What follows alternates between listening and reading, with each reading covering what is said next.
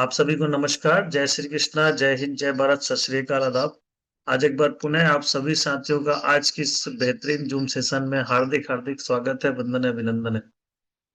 आज का दिन बहुत ही शुभ है, आज का दिन बहुत ही खास है, क्योंकि ईश्वर ने आज का नया दिन, नई सुबह और नई किरण के साथ हमें प्रदान किया है। और इस नए दिन में कुछ सीखने के लिए, जीवन में एक कदम और आगे बढ़ने के लिए हम यहाँ मौजूद होते हैं। रोज सुबह हम यहाँ पर आते हैं और कुछ सीखते हैं। जीवन में हर दिन हमें ईश्वर देता है और इस नए दिन में कुछ सीख कर जीवन में आगे बढ़ने के लिए हम यहाँ पर ट्रेनिंग लेने आते हैं। दोस्तों, ट्रेनिंग की इसी कड़ी में आज मैं अपने तरफ से कुछ आपको सिखाने जा रहा हूँ और कुछ बातें बताने जा रहा हूँ, जिससे हम अ, अपने बिजनेस में को नए-नए शहरों में कैसे ले जा सकते हैं और नए-नए शहरों में क्यों ले जाना चाहिए, और बिजनेस को स्प्रेड करने के लिए, बिज़नेस को बड़ा रूप देने के लिए, बिज़नेस को बड़े लेवल पे स्प्रेड करने के लिए हमें किन बातों को ध्यान रखना चाहिए और किस तरह हम अपने शहर नए-नए शहरों में बिज़नेस को बढ़ाने के लिए कौन-कौन सी प्रिंसिपल और सिद्धांतों को और नियमों को ध्यान में रखना चाहिए। सीधे चलते हैं अपने स्लाइड की ओर, और जो बातें करेंगे वो कहीं न कहीं आपके बिज़नेस में बहुत ही महत्वपूर्ण है। ये वही सिखा सकता है आपको जो इन चीज़ों को फ़ॉलो किया है। यकीन मानिए सफलता के इस मुकाम पर पहुँचने के लिए हर वो नियम और सिद्धांत और अपने गुरुओं का इंस्ट्रक्शन, आदेश का पालन करना ही हमें वो उस मुकाम तक पहुँचा सकता है। तो वो फ़ॉलो करके आज मैं जहाँ तक भी पहुँचा हूँ, चीज़ों को नए-नए शहरों में ले जाने के लिए जिन सिद्धांतों को मैंने अपने जीवन में अपनाया, उन चीज़ों में से कुछ चीज़ें आज निकाल कर मैं आपको यहाँ पर देने वाला हूँ, और उन्हीं चीज़ों को फ़ॉलो आप करेंगे। और बहुत सारी जो चीज़ें आज यहाँ सुनेंगे उन सुनने वाले हैं, उनको अगर आप अपने बिज़नेस में इम्प्लीमेंट करेंगे, तो यकीन मानिए कोई कारण ही नहीं बनता कि आप अपना भी बिज़नेस बहुत सारे शहरों में फैला सकें और बहुत सारे शहरों में अपने लोगों को जॉइन कराकर उन्हें बिल्ड कर सकें। नए-नए सिस्टम कैसे बिल्ड करना है, नए वेन्यू कैसे स्टार्ट करना है, नए-नए वेन्यू में बिज़नेस को फैलाने के लिए क्या करना चाहिए। चलिए सीधे चलते हैं स्लाइड की ओर और आज के सेशन को स्टार्ट करते हैं। सबसे पहले हृदय से धन्यवाद करते हैं, और गुरुदेव श्री श्री रविशंकर जी का आशीर्वाद कहीं न कहीं हमारी संस्था और हम सब पर बहुत ही भर-भर के मिलता है, जिसकी वजह से हम हर कठिनाइयों को, हर चुनौतियों को फेस कर पाते हैं और उन्हें अपने बाधाओं को दूर कर पाते हैं। हमारे संस्कार जो हमें मिले हमारे पूर्वजों से, हमारे माता-पिता से, मेरे दादा-दादी हैं जिनको आप देख रहे हैं, इनके संस्कार मेरी लाइफ में बहुत ही मायने रखते हैं। इनके बताए हुए जीवन मूल्यों की वजह से आज हम अपने पथ पर आगे बढ़ पा रहे हैं, और साथ ही मेरे माता-पिता जिनका हमेशा आशीर्वाद मिलता है, हमेशा उनके चरणों के आशीर्वाद से हम अपने जीवन में आने वाले बहुत सारी समस्याओं को और बहुत सारी उपलब्धियों को ले पाते हैं और समस्याओं को दूर कर पाते हैं। ग्रेट ऑर्गेनाइजेशन शेफ शॉप का दिल से शुक्रिया, और मैं कहूँगा कि ये एक दुनिया की नंबर 1 कंपनी है, बन चुकी है आज की डेट में, खासकर डायरेक्ट सेलिंग इंडस्ट्री में। करोड़ों लोग आज एसोसिएट हो चुके हैं, लाखों लोग अपनी उन सपनों को पूरा कर चुके हैं इस संस्था में आके, जिन्होंने अपने जीवन में कभी भगवान से प्रार्थना किया होगा कि हे ईश्वर, मुझे एक ऐसी अपॉर्च्युनिटी दे दो जहाँ से मैं अपनी जीवन बदल सकूँ, और उनके जीवन में शेफ शॉप नामक एक ऐसी इंडस्ट्री आई जिसमें काम करके उन्होंने अपने जीवन में इतना बड़ा परिवर्तन लाया कि उनके जीवन में टोटल 360 डिग्री बदलाव आ गया। तो ये कहीं न कहीं शेफ शॉप और शेफ शॉप के डायरेक्टर जो हमारे ग्रेट डायरेक्टर्स हैं, उनके सोच और उनकी एक कहीं न कहीं चाहत थी कि ऐसा कुछ होना चाहिए जिससे हमारे देश के युवाओं के सपने पूरे हों और वो अपने जीवन में बदलाव ला सकें, और ये उनकी सोच और शेफ शॉप की वजह से है। तो आज 25 साल, 14 दिसंबर को ये 25 साल पूरे करके अब हम 26वें साल में आगे बढ़ रहे हैं, और इसी उपलक्ष्य में आप सबको पता है कि कंपनी हमारी सिल्वर जुबली सेलिब्रेशन कर रही है, और सिल्वर जुबली सेलिब्रेशन जो हो रहा है दोस्तों, उसमें 1 लाख से ज्यादा लोग पार्टिसिपेट कर रहे हैं। ये हमारे लिए प्राउड की बात है। और अब तक जिन्होंने अब तक जितनी भी कंपनीज है इंडस्ट्री, चाहे कॉर्पोरेट इंडस्ट्री हो चाहे डायरेक्ट सेलिंग इंडस्ट्री हो, किसी ने भी ऐसा कोई फंक्शन किया नहीं होगा जो आज हमारी कंपनी करने वाली है। और मुझे नहीं लगता कि आने वाले भविष्य में भी हम लोगों को ऐसा कोई शो देखने का चांस मिलेगा। तो ये कहीं ना कहीं हमारे ग्रेट डायरेक्टर्स की सोच है दोस्तों। और जब हम 14 दिसंबर का कोहिनूर शो सेलिब्रेट कर रहे थे, तब हमने सोचा नहीं था, कोहिनूर मतलब जहाँ पे सारे डायमंड्स लोगों को इनवाइट किया गया था, तब हमने इमेजिन नहीं किया था कि कुछ ऐसा होने वाला है। लेकिन कहते हैं ना कि हमारे डायरेक्टर्स या हमारे मेंटर्स कह सकते हैं कि उनकी सोच, जब लोगों की सोच जहां पर खत्म हो जाती है, वहां से उनकी सोच शुरू होती है। तो मैं सैल्यूट करता हूँ ऐसे ग्रेट डायरेक्टर्स को, जिन्होंने इतना बड़ा विजन दिया, इतने बड़े कार्यक्रम की रूपरेखा तैयार करी, और आज 25 साल इस कंपनी को यहाँ तक ले आए। और आज उससे भी कहीं आगे जाने का यहाँ पर उन्होंने अपना एक प्लान सेट किया होगा, और उसी प्लान के तहत आज ये इतना बड़ा शो हो रहा है। और उस शो में हम लोग कहीं ना कहीं सारे डायमंड्स, और उन लोगों को सौभाग्य मिला है कि वो वॉलंटियर्स बने इस शो को ऑर्गेनाइज करने के लिए। हमें उन्होंने जिम्मेदारी दी है, इसके लिए भी हम अपने आप को बहुत ही सौभाग्यशाली मानते हैं। और इस शो का, ऐतिहासिक शो को सेफ शॉप में रहने की वजह से ही हमें मिल पाया। तो इसके लिए थैंक यू सो मच सारे डायरेक्टर्स को और शेफ शॉप इंडस्ट्री को। तो दोस्तों, आज हम बात करने वाले हैं कि हमें नए शहर में काम क्यों करना चाहिए, हमें नए नए शहरों में सिस्टम बिल्ड क्यों करना चाहिए, हम ये बात करने वाले हैं आज। तो इसकी जरूरत क्यों पड़ती, क्या वजह है कि हम अपना शहर जल्दी छोड़ दें, और क्या वजह है कि जब हम नए शहर में जाते हैं तो हमारा बिजनेस ग्रो करता है, तभी ग्रो करता है, बहुत तेजी से तभी ग्रो करता है। Why build new city? देखिए, इससे कुछ कारण लिखा है। क्योंकि जब हम अपने शहर में होते हैं ना, तो हम एक, जैसे आपने कहावत सुनी होगी, और कई बार ये बात आपने कई लोगों के मुंह से भी ये सुना होगा, कि कहाँ कुएं में घुसे हुए हो, समंदर तो घर के बाहर है, ऐसा आपने सुना होगा। तो दोस्तों, कुएं कूप मंडूक मत बनो, बोलते हैं इससे। कूप मंडूक बनने से आप कभी भी कुछ सीख नहीं पाएंगे। उसी तरह जब हम परदेश जाते हैं, परदेश ही सबसे बड़ा गुरु होता है। देश मतलब अपना घर, अपना शहर, और परदेश मतलब अपने शहर से जाके दूसरे शहर में काम करना। ये परदेश का मतलब है। यहाँ पे परदेश सबसे बड़ा गुरु होता है। और अपने शहर से का मतलब यही है कि जरूरी नहीं है कि आप जहां पर काम कर रहे हैं वहां से उसी उसके पास आसपास कोई शहर ढूंढ ले और वो आपका परदेश हो गया। परदेश का मतलब पूरी, हर हमारे जो हमारा देश है, हमारे जिस देश में हम रहते हैं, वो अ, विविधताओं में एक दिखाई देता है दोस्तों। मतलब हर प्रदेश में 28 राज्य हैं हमारे देश में, और इन 28 राज्य में भी हर राज्य में इतने सारे डिस्ट्रिक्ट होते हैं। और आप देखेंगे हर 50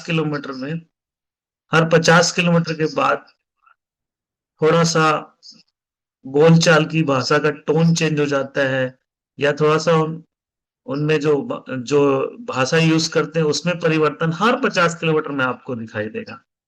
उनका कुछ ना कुछ कल्चर थोड़ा सा चेंज दिखाई देगा। और जब आप अपने शहर को छोड़ते हैं, तो ऐसे 150 किलोमीटर भी आप जाते हैं, तो आपको उसमें कुछ विविधताएं देखने मिलती है। और वही विविधताओं में जब हम उन विविधताओं के साथ जब हम काम करते हैं, तो वहां से हमें बहुत कुछ सीखने मिलता है। इसलिए कहा जाता है परदेश सबसे बड़ा गुरु होता है। तो कुछ 10-20% चेंज होता है 150 किलोमीटर में, लेकिन अगर आप और ज्यादा जाते हैं, 500 किलोमीटर, 1000 किलोमीटर जाते हैं, तो आपको और भी ज्यादा डिफरेंसेस देखने मिलते हैं वहाँ। तो वहां से आप बहुत कुछ सीखते हैं, है ना। तो एकदम से भाषा चेंज हो जाएगी, आप हो सकता है उस लैंग्वेज को आप समझ ही नहीं पा रहे हैं जिस जगह आप गए हैं काम करने। तो वो जब आप उस लैंग्वेज को सीखते हैं तो कितना बड़ा लर्निंग होता है, कितने बड़े गुरु की तरह वहाँ पे आप आपके लिए वो परदेश हो जाता है, वो जगह हो जाता है। वहाँ के लोगों का रहन-सहन, खान-पान चेंज हो जाता है। वहाँ के लोगों के रीति-रिवाज चेंज हो जाती है। चूँकि हम भारतीय हैं, हम हिंदू हैं या जो भी रिलीजियस में हैं, उस रिलीजन में रह के वो तो सारे विश्व या पूरे वर्ल्ड में उसकी जो हमारे कल्चर है वो कभी चेंज नहीं होते। वो जो धार्मिक परिवेश है वो चेंज नहीं होता, लेकिन उसके बाद जो चेंज होता है ना? वो जो चेंज होता है वो हमें सीखना मिलता है और वही गुरु होता है, वही जाके जब हम वहाँ पे सारी चीज़ें देखते हैं, वहाँ पे रहते हैं और वहाँ पे सीखते हैं, तो वो हमारे लिए बहुत ही बड़ी लर्निंग होती है, इसलिए लिखा है, परदेश सबसे बड़ा गुरु होता है। और आपने देखा होगा आपकी लाइफ में बहुत सारे लोग ऐसे मिलते होंगे जो कई लैंग्वेजेस जानते हैं, कई कंट्री घूम चुके हैं, कई स्टेट घूम चुके हैं और कई स्टेट में अपना काम कर चुके हैं। ना केवल सिर्फ शॉप में और किसी भी ऑर्गेनाइजेशन में रह के अगर वो बहुत सारे स्टेट में रह के आए तो उन्होंने अपने कई लैंग्वेजेस को उन्होंने उनके पास लैंग्वेज बोलने की महारत होती है या कई सारे जगह रहने का उनका अपना एक अनुभव होता है और उस उनको जब वो जाते हैं देखिए जब जो लोग भी ऐसा करते हैं उनके पास बहुत सारा अनुभव जो है उसके वजह से वो कहते हैं ना दुनिया हमने देखी। तो दुनिया देखने का मतलब नहीं वहां से आप दुनिया देख के सीखिए, है ना? तो परदेश सबसे बड़ा गुरु होता है। तो हमें अपना शहर इसलिए छोड़ देना चाहिए अपना इस बिज़नेस में आने के बाद क्योंकि आपको एक्सपोज़र तभी मिलता है। आपको फैलाव तभी मिलता है। आपको सीखने का अ, अपनी लाइफ़ में बहुत सारी चीज़ों को नए-नए चीज़ों को उतारने का मौका तभी मिलता है जब आप नए-नए लोगों से मिलते हैं और अपनी ज़िम्मेदारी से मिलते हैं। ऐसा नहीं कि आप घूमने गए तो आप कुछ सीख पाएँगे। आपको वहाँ रहना चाहिए और वहाँ पे आपको रहकर जब आप सारी चीज़ों को देखते हैं, सुनते हैं, उनके उनके खान-पान को, उनके लैंग्वेज को, उनके पहनावे को, उनके रीति-रिवाज़ों को, इन सब चीज़ों को जब आप देखते हैं, महसूस करते हैं, तो उससे बहुत कुछ सीखते हैं और आप अपने आप को भी उसमें ढालने का प्रयास करते हैं क्योंकि आप अपने आप को कहीं न कहीं उसमें अगर आप अपने आप को अलग रखेंगे उनसे, तो आप वो अ फ़ील नहीं ले पाएँगे और आप उनको अपने आप में तालमेल नहीं बिठा पाएँगे और तालमेल बिठाने के लिए जब आप उनके तरह बन जाते हैं या उनको अपने जैसे आप सिखा पाते हैं अपनी चीज़ों को, तो जो चीज़ें आपको सीखने मिलती है, वो बहुत बड़ी लर्निंग होती है। इसलिए यहाँ लिखा है परदेश सबसे बड़ा गुरु होता है ना? आप देखिए, यहाँ पर इमेज है हमारे भारत रत्न विजेता मिस्टर रतन टाटा का आप यहाँ पर इमेज देख रहे हैं, आज ये इस दुनिया में नहीं है। लेकिन आप ये देखिए, इन्होंने इतना बड़ा कायम किया, इतना बड़ा एम्पायर खड़ा किया, आज पूरी दुनिया में अगर सबसे मोस्ट चैरिटेबल कोई ऑर्गनाइज़ेशन है, जिन्होंने अपनी चैरिटी क में सब अपने वर्थ में से सबसे ज़्यादा अगर चैरिटी में दान दिया है किसी ने, वो टाटा ग्रुप है और उनके ग्रुप का उनके अगर आप जीवनी पढ़ेंगे, उनके बारे में अगर पढ़ेंगे तो उनके पिताजी ने उनको जो संस्कार दिए थे, उनको जो पिताजी ने अपने प्राण त्यागने से पहले जिन्होंने एक पूरा एक बुक लिखा था उन्होंने कि कैसे इंडस्ट्री को रन करना है, रतन टाटा जी के या उनके जो फैमिली ट्री अगर आप देखेंगे, तो फैमिली ट्री में उनके जो पूर्वज हुए हैं, उन्होंने क्या उनको संस्कार दिए और कैसे ऐसा नहीं कि एक रतन टाटा जी को बना-बनाया एम्पायर मिला। जब रतन टाटा जी के पास उनका एम्पायर उनका उनके विरासत मिली उनको, उस विरासत को भी जिस तरह रतन टाटा जी ने पूरे विश्व में नाम दिया वो काबिल-ए-तारीफ़ है। उसको आज पूरे विश्व में सैल्यूट किया जाता है क्योंकि उन्होंने उसी उन्हीं संस्कारों, उन्हीं जीवन मूल्यों को जो उनके उनको बताए गए थे, उसी आधार पे सबसे पहले जो नींव पड़ा स्टील इंडस्ट्री का, जो जिसको हम टाटा नगर के नाम से जानते हैं, है ना? जो झारखंड में है ना? वो पूरा शहर कैसे बसाया गया। एक समय वहां पर पूरा जंगल था, जब उन्होंने टाटा की मतलब टाटा स्टील का नींव रखा था, है ना। अ, वो बताते हैं कि एक बार रतन टाटा जी के पिताजी हार्वर्ड यूनिवर्सिटी के एक क्लास में पहुंच गए, और जब वो क्लास में पहुंचे तो उन्हें बताया गया, क्लास में जो सुन रहे थे वो अचानक पहुंचे, तो वहां पे बताया गया कि आज जिसके पास सोना है वो अमीर नहीं है। आज जिसके पास, क्योंकि आज से ये 150 साल पहले की बात है, तो उन्होंने उस क्लास के लेक्चर में सुना कि आज जिसके पास सोना है वो देश अमीर नहीं है, क्योंकि उस समय ना कोई करेंसी का, मतलब डॉलर जैसी करेंसी का कोई चलन था, बल्कि सारा का सारा जो धन है वो सोना के रूप में ही देशों के पास हुआ करता था। तो वो लैंग्वेज लेक्चर में ये सुने कि आज जिसके पास सोना है वो अमीर नहीं है, बल्कि जिसने लोहे को, जिसके पास जितना ज्यादा लोहा होगा उतना ज्यादा वो उस देश की अमीरी होगी। तो ये जो विजन था उनका, उनके पिता का, वो कहीं ना कहीं टाटा स्टील इंडस्ट्री का नींव रखा।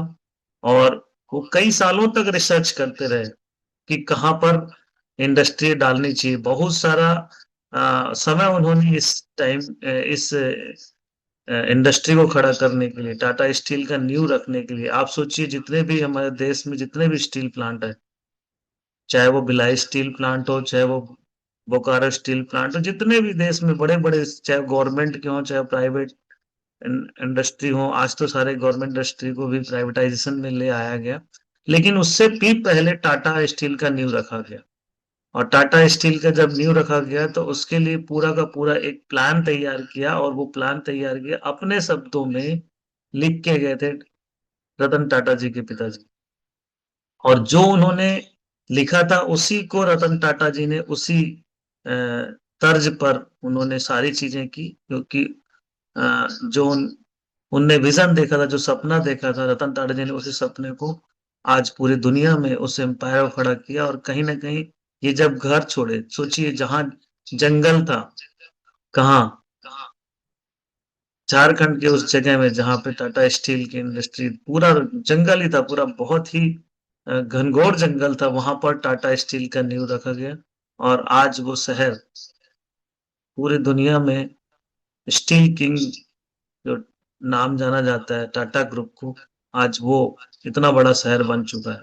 तो कहीं ना कहीं एक विजन रहा होगा, और जब वो घर से निकले, आप अपने घर के बगल में क्या प्लांट खोल सकते थे, जहां पे चीजें होंगी, जहां पे जो चीज अधिक मात्रा में होंगी, जिससे हम प्रोडक्शन करने वाले हैं, जहां रॉ मटेरियल ज्यादा होगा, जहां पे उस चीजों की उपलब्धता होगी, है ना, किसी इंडस्ट्री को खड़ा करने के लिए चाहे वो स्टील की हो, चाहे वो गाड़ी, आप ये देखिए एक विजन देखा था, जिस गाड़ी के साथ खड़े हैं उस गाड़ी का नाम आप सभी जानते होंगे, उसका नाम है टाटा नैनो। कहीं ना कहीं उनका एक विजन था कि लाख रुपए की गाड़ी, सिर्फ ऐसी गाड़ी होनी चाहिए जिसमें लोग, जो टू व्हीलर जाने वाला है, टू व्हीलर से चलने वाला है, वो भी एक कार का सपना पूरा कर सके। आज भले ही ये गाड़ी मार्केट में दिखे ना दिखे, नहीं, कहीं ना कहीं एक सपना तो था कि हमारे देश के लोगों को अ,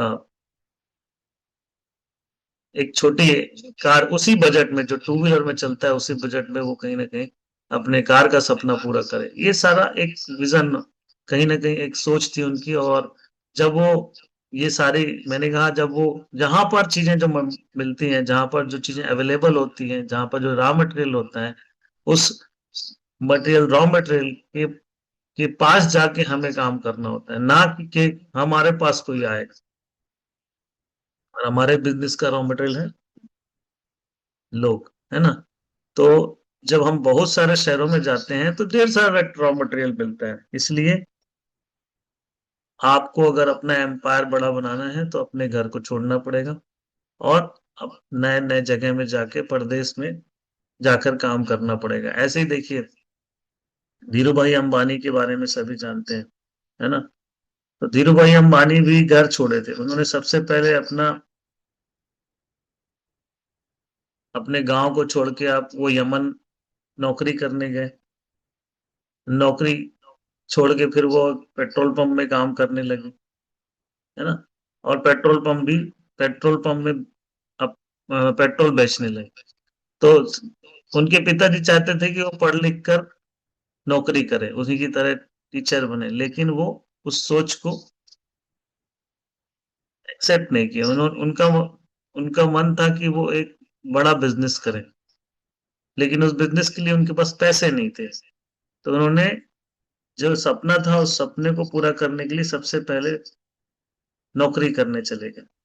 तो दोस्तों, घर जो छोड़ा, जब ये नौकरी करने गए, है ना, तो वहां से बहुत कुछ सीखा उनने। धीरू भाई अंबानी के बारे में एक बात कहा जाता है कि जिस जगह वो नौकरी करते थे, जहां पर भी वो काम करते थे, उस काम करने वाली जगह में जब लोग लंच ब्रेक में चाय पीने जाया करते थे, तो वो एक ऐसी जगह में ज्यादातर लोग जाया करते थे जहां 10 रुपए की चाय मिलती थी। और वहीं पास में उन्हीं 10 रुपए चाय वाले के थोड़ा सा आगे जाकर एक ऐसी होटल थी जहां पर 100 रुपए की चाय मिलती थी। तो वो 10 रुपए वाली चाय नहीं पीते थे, वो 100 रुपए वाली चाय पीने जाते थे। तो लोग उनको कहते थे, उनके साथ वाले, कि जब यहाँ 10 रुपए की चाय मिलती है तो आप ये 100 रुपए वाली चाय क्यों पीने जाते हैं। तो आप सबको पता होगा कि उनका जवाब क्या था, कि मैं चाय पीने नहीं जाता हूँ, मैं उन लोगों के पास जाता हूँ जो 100 रुपए की चाय पीने वाले लोग आखिर बात क्या करते हैं, वो सुनने जाता हूँ। तो दोस्तों, आपको भी ये सीखना चाहिए, हम सबको सीखना चाहिए कि हमें ना अपनी सोच को बदलने के लिए उस संगति में रहना चाहिए। उस संगति में जाकर हमें वो, क्योंकि संगत ही रंगत है, संगत ही आपकी रंगत बदलती है। तो धीरूभाई अंबानी ने घर छोड़ा, नौकरी की, पेट्रोल पंप में काम किया और एक नींव रखी, जाकर मुंबई में अपने रिलायंस इंडस्ट्री की एक छोटे से घर में जाकर, एक छोटे से कमरे के घर से उन्होंने रिलायंस इंडस्ट्री की स्थापना की थी। और आज देखिए पूरी दुनिया में धीरू भाई अंबानी का नाम है। तो दोस्तों, परदेश जब गए तभी तो वहां से उनको कुछ सीखने मिला। आप सोच के देखिए, आज 5 लाख से ज्यादा लोगों को नौकरी दिया हुआ रिलायंस इंडस्ट्री ने, है ना। और अगर ये नहीं जाते, घर से छोड़ के नहीं जाते, तो आज सोचिए कि कितने लोग होते जो, क्या ये 5 लाख लोगों को नौकरी दे पाते, या फिर ये कहीं ना कहीं, अगर इनके पिताजी का सपना था कि ये पढ़ लिख के नौकरी करे, तो खुद ही नौकरी कर रहे होते। जब ये घर से बाहर निकले, वहां जाके सीखे, और दुनिया में आगे बढ़ने का जो मार्ग है उनको वहां से प्रशस्त हुआ, है ना। कुछ साल नौकरी करने के बाद ही उनका मन उब गया। उन्होंने कहा, ये जो इंडस्ट्री है ना, नौकरी करने, दूसरों के लिए नौकरी क्यों करना, मैं नौकरी में रखने वाला बन सकता हूँ। ये सोच उनके अंदर थी, और ये सोच कहीं ना कहीं उनको वहीं जाके मिली जब वो बाहर निकले घर से। तो पहले से उनके दिमाग में था, लेकिन जो चीजें सीखने के लिए आउटर लुक ब्रॉड हुआ। दुनिया में जब गए तो उन्हें समझ में आया कि मुझे कौन सी इंडस्ट्री में काम करना चाहिए, कौन सा इंडस्ट्री में किस जगह मुझे पैसे लगाकर आगे बढ़ना चाहिए। बाद में उनको मार्ग प्रशस्त होता गया, वो भी बहुत सारे इंडस्ट्रीज खड़ा किए, है ना। पेट्रोलियम, पेट्रोकेमिकल, है ना। सबसे पहले उन्होंने अपना काम कहीं ना कहीं टेक्सटाइल इंडस्ट्री से काम किया। आज आज मतलब हर चीज बनाते, रिलायंस भी आज क्या नहीं बनाती। आज सोचिए, आज सब्जी की दुकान तक रिलायंस ने खोल दिया, है ना। आज आप किसी भी जगह जाइए, रिटेल शॉप में आपको कपड़े भी मिल जाएंगे, हर चीज, जो चीज आपको चाहिए आज रिटेल इंडस्ट्री में भी आ गया। टेक्सटाइल रिटेल इंडस्ट्री में आप देखिए, बड़े बड़े शोरूम खुले हैं जहां पे आप 8 बजे किसी की दुकान नहीं खुली होगी देखता हूं मैं, लेकिन 8 बजे आज रिलायंस पॉइंट, स्मार्ट पॉइंट में जाके आप सब्जी खरीद सकते हैं। आप सोच के देखिए कि क्या आप क्या चाहिए, हर चीज आपको वहां पर मिलेगा। सब्जी तो मिलेगा ही मिलेगा, आप पूरा सारा का सारा आपके घर का सामान वहां खरीद सकते हैं। रिटेल इंडस्ट्री में भी, मतलब आप कपड़े का अलग रिटेल है, इंडस्ट्री है रिलायंस का, और आपकी ग्रोसरी का अलग है। दुनिया भर के सारे चीजों का में व्यवसाय में आज उतर चुके हैं। पेट्रोल और गैस गैस पेट्रोलियम और गैस तो, पेट्रोलियम प्रोडक्ट तो ऑलरेडी चल ही रहा था। तो बहुत सारा जो ज्ञान है कब मिलता है, जब हमें आगे बढ़ने का, जब हम घर से बाहर निकलते हैं। अदरवाइज कहीं ना कहीं हम उसी परिवेश में रहकर अपने उन्हीं जीवन में जो चीजें हमारे बीच हो रही हैं उन्हीं के बीच रह जाते हैं, और उसी के साथ हमारी जीवन भी समाप्त हो जाती है। तो दोस्तों, आउटर लुक ब्रॉड करने के लिए, दुनिया में बहुत सारी चीजें उनको सीखने के लिए हमें अपने घर को छोड़ना चाहिए, और हमें जाकर अपने काम को बहुत सारे नए जगहों में फैलाना चाहिए। और परदेश सबसे बड़ा गुरु होता है। ऐसे आप अमिताभ बच्चन जी को जानते होंगे, है ना। इनके रिजेक्शन इनको कितना झेलना पड़ा, और इनको कितनी सारी जगह जाना पड़ा। अल्टीमेटली इन्होंने घर छोड़ा। पहले ये आकाशवाणी में काम करने के लिए उसी आवाज की वजह से रिजेक्ट हुए थे, लेकिन आज उसी आवाज से उनको पूरी दुनिया उनको महानायक के नाम से पुकारती है ना। तो ये आज उस आवाज की वजह से, जिस आवाज की वजह से रिजेक्ट हुए थे, आज उसी आवाज की वजह से उन्हें दुनिया जानती है। तो ये है अमिताभ बच्चन जी। अगर ये घर नहीं छोड़े होते तो आज का ये महानायक बन पाते, आज पूरी दुनिया इनको जान पाती। और इनसे भी बहुत सारी लर्निंग सीखने मिलती है। इनके इनके भी लाइफ में ऐसे ऐसे पड़ाव आए जब ये हो सकता है कि दिवालिया हो। आप जानते हैं दिवालिया हो गए थे, है ना। और लाइफ में सक्सेस होने के बाद दिवालिया हो जाना, ये सोच सकते हैं कितनी बड़ी दुर्दशा, और कितनी बड़ी, मतलब लाइफ में कितना बड़ा ये कितनी बड़ी चुनौती होती है जब आप लाइफ में सारा कुछ प्राप्त करने के बाद भी जीरो हो जाते हैं। लेकिन अमिताभ बच्चन जी ने अपने लाइफ में हार नहीं मानी। एक समय था जिस डायरेक्टर को इनसे मिलने के लिए अपॉइंटमेंट लेना पड़ता था, और एक समय ऐसा आया जब उसी डायरेक्टर से काम मांगने उनको उनके घर जाना पड़ा, लेकिन इन्होंने उसके लिए भी हार नहीं माना। तो ये इनसे भी सीखने मिलता है, बहुत सारी चीजें इनसे लर्निंग आपको सीखने मिलेगी। कि आप ये सोचिए कि जीवन में कभी ऐसा मौका आए जब हम डायमंड बनने के बाद भी हमें अगर वापस बाउंस बैक करना पड़े, वापस खड़े होना पड़े, तो आपको अगर फिर से जाके फील्ड में काम करना पड़े, वन टू वन करना पड़े, लोगों को सपोर्ट करना पड़े, और जाके जैसे इन्होंने काम मांगा जाके उसी डायरेक्टर से जिसको इनसे मिलने के लिए अपॉइंटमेंट लेना पड़ता था, इनको उनके घर जाकर काम मांगना पड़ा, और उन्होंने बाउंस बैक किया। तो ऐसे ही नहीं सदी के महानायक बन सकते। तो जब इन्होंने घर छोड़ा, पहली बार जब लाइफ में सफलता ली, तो घर छोड़ने के बाद ही मिला ना। अगर ये होते तो इनके पिताजी भी, हरिवंश राय बच्चन भी कहीं ना कहीं प्रोफेसर थे, तो ये भी कहीं ना कहीं उन्हीं की तरह कुछ जॉब किया होता इन्होंने। लेकिन इन्होंने अपने जो जिस समाज में, जिस घर में थे, उस घर में जो कल्चर था उसको छोड़कर कहीं ना कहीं, जब ये इनका कोई सपना था, उस सपना को पूरा करने के लिए अगर घर नहीं छोड़ते, तो क्या इनका सपना पूरा हो पाता? नहीं हो पाता ना।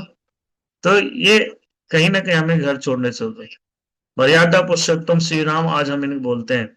जब इन्होंने 14 वर्ष का वनवास किया, उसके पहले इन्हें श्री राम कहा जाता था, है ना। युवराज थे ये, राजपाट मिलने वाला था, लेकिन इन्होंने एक पिता के एक आदेश से इन्होंने 14 वर्ष का वनवास स्वीकार कर लिया। और जब वनवास से आए, जब इन्होंने रावण का वध किया और बहुत सारे जो राक्षसों का वध किया, और 14 वर्ष का वनवास काटा, वो भी नंगे पैर रहकर, तब ये मर्यादा पुरुषोत्तम राम हो गए। दुनिया इन्हें मर्यादा पुरुषोत्तम श्री राम के नाम से जानने लगी। और ये कहीं न कहीं इनके तपस्या, इनके घर छोड़ने की वजह से और इनके 14 वर्ष के वनवास पिता के एक आदेश की वजह से करने की वजह से आज हमारे पूरे मतलब कहूँ तो कहीं न कहीं रग-रग में, हर कण-कण में, हर जगह हम श्री राम का नाम देखते हैं और उन्हें लोग पूजते हैं। उनके जीवन में जितनी भी चीज़ें हुई उसको हम कहानी के रूप में सुनते हैं और उसको कहीं न कहीं अपने जीवन में उनको आदर्श के रूप में अपने प्रभु के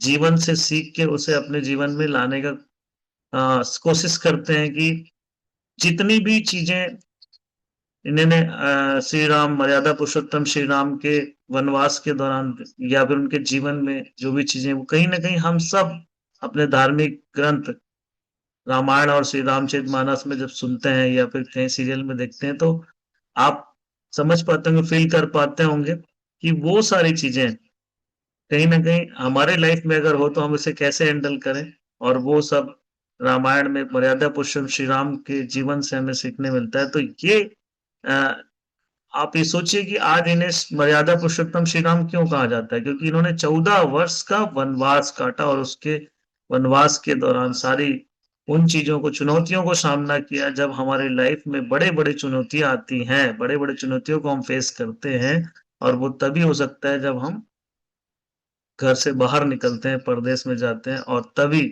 राम से श्री राम और मर्यादा पुरुषोत्तम श्री राम से मर्यादा पुरुषोत्तम श्री राम बन पाते। इसलिए हमें इतिहास लिखने के लिए घर छोड़ना होगा, है ना? अगर हमें भी इतिहास लिखना है इनके जैसे, तो हमें घर छोड़ना ही पड़ेगा, वरना पूरी दुनिया में लाखों लोग सोते हैं और सवेरे नहीं उठ पाते, कीड़े-मकोड़ों की तरह लोग पैदा होते हैं और चले जाते हैं, किसी को कोई जान नहीं पाता और मैं तो कहूँ कि किसी न्यूज़पेपर के या किसी भी न्यूज़ में हमें 2 बाई 2 के 2 बाई 2 इंच का कोई न्यूज़ भी हमें कोई नहीं देता। मतलब हमारे मृत्यु का जो खबर है वो तक नहीं छप पाता। वो तक वो मतलब लोगों को पता नहीं चल पाता। तो कौन जानेगा हमें दुनिया में? जब हम कुछ ऐसा करेंगे, जब हमें लोग जानेंगे और लोग हम तभी जानते हैं जब हम बड़े-बड़े चुनौतियों को फेस करते हैं और बड़े-बड़े चैलेंजेस को अपने लाइफ में फेस करते हैं और उस चैलेंज को फेस करने के बाद ही हम अपना भी इतिहास लिख पाते हैं। जैसे आप जितने भी नाम देखे आप पीछे, चाहे वो रतन टाटा जी हों, चाहे वो धीरूभाई अंबानी हो, चाहे वो मर्यादा पुरुषोत्तम श्री राम हो, तो हम हमें इतिहास सिखाता है कि आप ये देखिए कि वो उन इतिहासों को पढ़कर ही, उन इतिहासों को समझकर ही हम भी उसे सीख कर हमारा इतिहास हमें बहुत कुछ सिखाता है और उसी को सीख कर, उसी को देखकर ही हमें भी अपनी भी इतिहास लिखना चाहिए और इतिहास लिखने के लिए कहीं न कहीं इनसे अगर आप सीखते हैं तो हमें घर छोड़ना चाहिए। घर छोड़कर ही हम बड़ा काम कर सकते हैं। मैं भी जबलपुर से रायपुर रायपुर से जबलपुर आया। सबसे पहले तो नौकरी करने रायपुर गया। पहले तो आप सब जानते हैं कि पढ़ाई करने के लिए भी लोग बच्चे घर से छोड़ते हैं। हुँ? अब बच्चा छोटा होता है, मैं देखता हूँ बहुत छोटे-छोटे बच्चों को लोग बोर्डिंग स्कूल में क्यों भेजते हैं? क्योंकि बच्चा हमारा ऐसे परिवेश में होगा जहाँ से वो अपने जीवन में एक अच्छा इंसान बन सकता है और ऐसे इंसान बनने के साथ एक अच्छी पढ़ाई करके एक अच्छा जीवन में सफलता हासिल कर सकता है। तो ऐसे ही हमने भी पढ़ाई किया, हमने भी नौकरी करने रायपुर चले गए। लेकिन वहीं जाकर तो पता चला अगर सोचिए फॉर एग्ज़ाम्पल अगर मुझे ये सेफ शॉप की जानकारी नहीं मिलता, मैं अपने ही गाँव में होता और वहीं पर कुछ कर रहा होता, तो क्या मुझे सेफ शॉप की जानकारी मिल पाती? नहीं मिल पाती। 2007 में मैंने इस जानकारी को देखा था। तो ये जानकारी वहाँ पे रहने की वजह से ही तो मिल पाई। तो आप ही सोचिए कि हम हम बहुत सारी ऐसी चीजों के बारे में आपको सिर्फ सब इंफॉर्मेशन मिल गया, आपको सिर्फ शॉप का की जानकारी मिली, लेकिन आगे की और चीजों को कैसे सीखेंगे आप? मेरी स्टोरी आप सबको पता होगी। मैंने 7 साल नौकरी किया। 2000 में मैंने अपनी इंजीनियरिंग पढ़ाई कंप्लीट की, उसके बाद ही मुझे नौकरी मिल गई। मैं लगभग 7 साल Jindal steel and power limited में, सिस्टर कंसर्न कंपनी है मोनेट इस्पात एंड एनर्जी लिमिटेड, उसमें मैंने 7 साल जॉब किया। और उस दौरान ही मुझे 2007 में शेफ शॉप की जानकारी मेरे ही एक सहकर्मी के माध्यम से देखने का मौका मिला। और जब इस बिजनेस को मैंने देखा तो उस दौरान मुझे कुछ मतलब खास इंटरेस्ट नहीं था, लेकिन बिजनेस को देखने के बाद एक बात समझ में आई। जिस शख्स ने मुझे इस बिजनेस प्लान को दिखाया था, मेरा जूनियर था, हम 4 साल मुझसे छोटा था।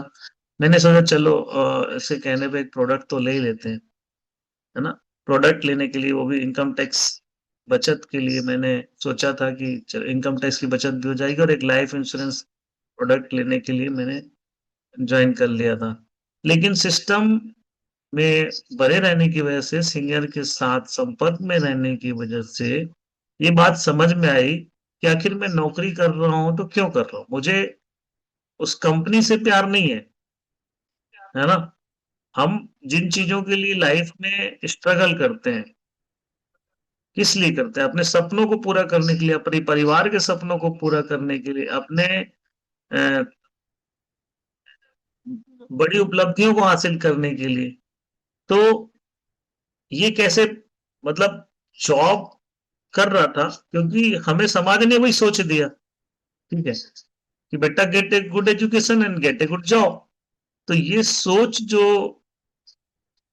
बनी हुई थी लाइफ में, वो समाज ने दिया। और जब इस बिजनेस में बने रहे, लगातार जुड़े रहे, सिस्टम और सीनियर को एजुकेशन लगातार सुनते रहे, देखते रहे, तो ये बात समझ में आई कि भैया मुझे प्यार मेरी उस कंपनी से नहीं है, बल्कि उस कंपनी से मिलने वाला जो सैलरी है ना, जो तनख्वाह है, उससे है।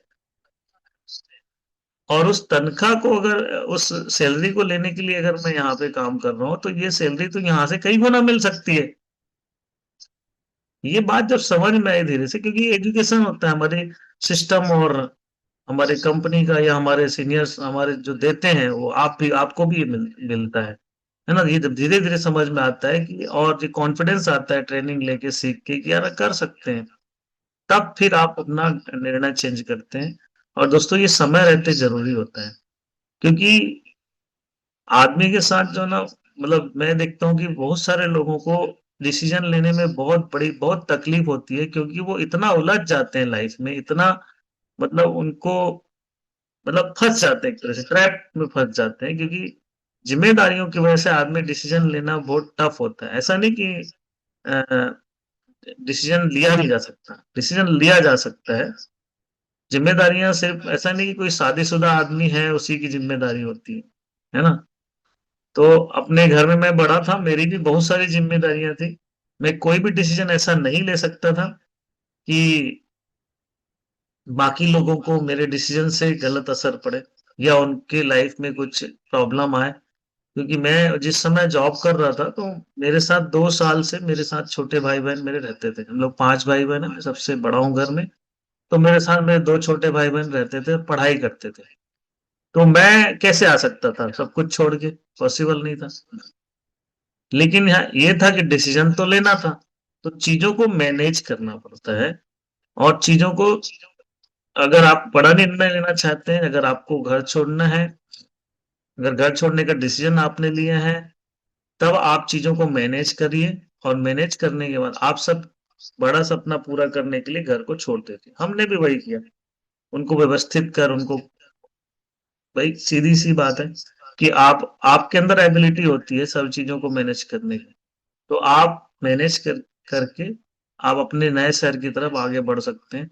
और चीजों को स्ट्रीमलाइन किया जा सकता है। ऐसा बिल्कुल भी नहीं है कि आप अगर कोई डिसीजन लेने वाले हैं, उसमें कोई इतनी बड़ा बाधा बन जाए जो आपके, अगर कोई बाधा बड़ी है तो आप निर्णय नहीं ले सकते, है ना। अगर निर्णय बड़ा है तो बाधाएं अपने आप आपके रास्ते से हट जाएंगी। तो आपको अपना निर्णय को, अपने डिसीजन को ना बड़ा करना पड़ेगा। नहीं तो हमेशा क्या होगा, कुछ ना कुछ कारण बन के आएगा जिसकी वजह से आप कहोगे कि मैं इस वजह से नहीं जा रहा हूँ, मैं इस वजह से नहीं कर रहा हूँ, या मैं इस वजह से नहीं पा रहा हूँ, मैं नहीं कर पा रहा हूँ। तो ये निर्णय आपको मतलब, क्योंकि एक बेचैनी सी होनी चाहिए कि मैं यार अपनी लाइफ के साल कैसे गुजार रहा हूँ, कैसे मतलब। मैं देखता हूँ सालों लोग पड़े रहते हैं। हमारे साथ बहुत सारे एग्जाम्पल आपको देखने मिलेंगे। आप हमारी झांसी की रानी महारानी लक्ष्मीबाई सुमन साहू जी को देख लीजिए। वो अपने बिजनेस को बिल्ड करने के लिए, मैं देखता हूँ उनके बच्चा 4 साल का था जब उन्होंने इस बिजनेस को शुरुआत की, और सिर्फ 1 साल के अंदर उन्होंने अपना घर छोड़ दिया था, 1 साल भी नहीं हुआ था। तो ऐसे बहुत सारे बड़ी उपलब्धियों को हासिल करने के लिए आप अपने, या उनका बच्चा इतना छोटा था उसके बाद भी उन्होंने घर छोड़ा, तो कैसे लोग उन्हें कैसे मतलब रिस्पेक्ट कैसे दे किसी को भी। आप इस वजह सिर्फ बातों से नहीं होता है, डिसीजन लेने से होता है। बड़ा काम करने के लिए बड़े निर्णय लेने होते हैं, और बड़े निर्णय लेने के लिए अपनी जो ना गुर्दा मजबूत करना पड़ता है। ठीक है। और आ, परेशानियां तो सबकी लाइफ में है। मैं भी बोलता है मैं कैसे जाऊंगा, जॉब छोड़ दूंगा तो मेरा कैसा चलेगा, मेरे मेरे छोटे भाई बहन कैसे पढ़ाई करेंगे, है ना। तो बहुत सारी चीजें।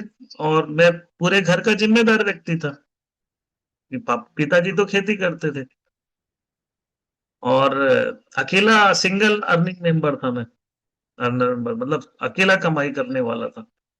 तो ना केवल पढ़ाई लिखाई की बात थी, बल्कि घर की जिम्मेदारियों को भी, फाइनेंशियल सपोर्ट करने की जिम्मेदारी भी थी। और ना केवल मैं, ऐसा नहीं कि सिर्फ पढ़ाने मतलब उनको कि पैसे देने थे, मतलब इवन आज आप देखते हो अपने बच्चों को आप पढ़ाते हैं ऐसे, बड़े भाई के नाते छोटे भाई बहन को पढ़ाना भी पड़ता था। तो ये बहुत सारी चीजें थी, कैसे पॉसिबल होता अगर ये डिसीजन नहीं लेते तो। हाँ। तो आप ये सोचिए हमारी जिम्मेदारियां भी होती है। तो वो जिम्मेदारियों के साथ साथ आपको उन जिम्मेदारियों को, जो रिस्पॉन्सिबिलिटी है उनको कैसे मैनेज करना है, और अपने आ, सपनों को, जितने बड़े आपके सपने होंगे ना उतना जल्दी आपको निर्णय लेने में सफलता मिलेगी। अदरवाइज ये परेशानियां तो सपनों से बड़ी होंगी। तो भी हर बार कोई ना कोई परेशानी जो होगी जो आपके घर में आपको बांध के रखेगी। ठीक है। तो दोस्तों अगर आपको समय हो गया है, साल 2 साल हो गया है, तो इसके बाद अगर आपने लेवल एक हासिल कर लिया, मुझे लगता है एक लेवल होता है, एक समय होता है जब हमें ना घर छोड़ देना चाहिए। और उसके बाद अब जब आप काम करते हैं तो पूरी दुनिया में, पूरे मतलब इतना बड़ा एम्पायर खड़ा कर सकते हैं, इतना बड़ा काम कर सकते हैं जो कभी आप सोचे भी नहीं होंगे। एक बार एक छोटा सा एक्सपीरियंस लेने की जरूरत होती है, और उसके बाद मैंने जब डिसीजन लिया तो मुझे भी थोड़ा सा इनकम्फर्ट लग रहा था, क्योंकि मैं जब रायपुर छोड़ के जबलपुर आया, तो मैंने अपने लोगों के साथ, जिन लोग जो मेरे कॉन्टेक्ट लिस्ट में था उनके साथ काम करने के उद्देश्य से आया था। लेकिन वो सारे लोगों ने मना कर दिया, ज्वाइन नहीं किए। तो ऐसा होता है ना फिर कि यार, जिनके भरोसे आए वही धोखा दे दिए। तो वो फिर हो जाता है कि यार चलो कोई बात नहीं, फिर से नौकरी ज्वाइन कर लेते हैं, क्या फर्क पड़ता है। तो ऐसा मेरी लाइफ में भी हुआ। मैंने दोबारा भी सोचा कि नौकरी ज्वाइन कर लेना चाहिए, इंटरव्यू दिया, सेलेक्ट हुआ, है ना। फिर मैंने सोचा नहीं यार ये तो गलत बात है ना। क्या क्या प्रयास दोबारा नहीं करना चाहिए? तो लाइफ में ऐसे भी होता है कि आपको लगेगा कि मैं गलत डिसीजन ले लिया, लेकिन अगर आपका सपना बड़ा है और लगे, सोचिए मैं सोचने लगा कि मेरा बॉस जो है आज लाख रुपए की सैलरी में 20 साल काम करने के बाद,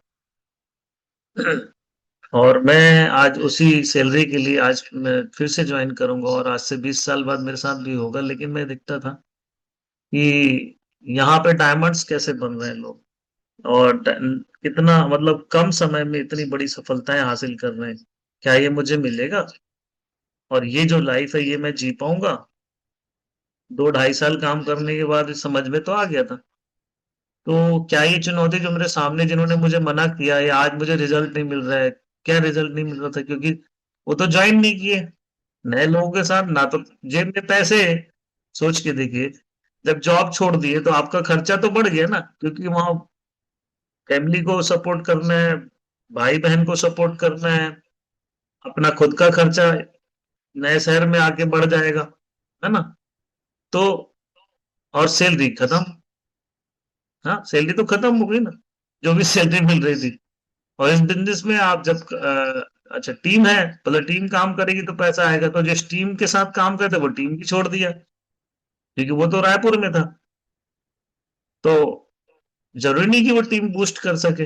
और मैं चूंकि पार्ट टाइमर था, तो वो सारे पार्ट टाइमर थे, क्योंकि जैसा लीडर होता है वैसी टीम बनती है। तो वो सारे के सारे ज्यादातर लोग पार्ट टाइमर थे, तो समझ में आ रहा था कि मुझे डिसीजन लेना है। तो जब मैं यहाँ आया तो उनका काम भी स्लो हो गया, और खर्चे कई गुना बढ़ गए, 3 गुना बढ़ गया।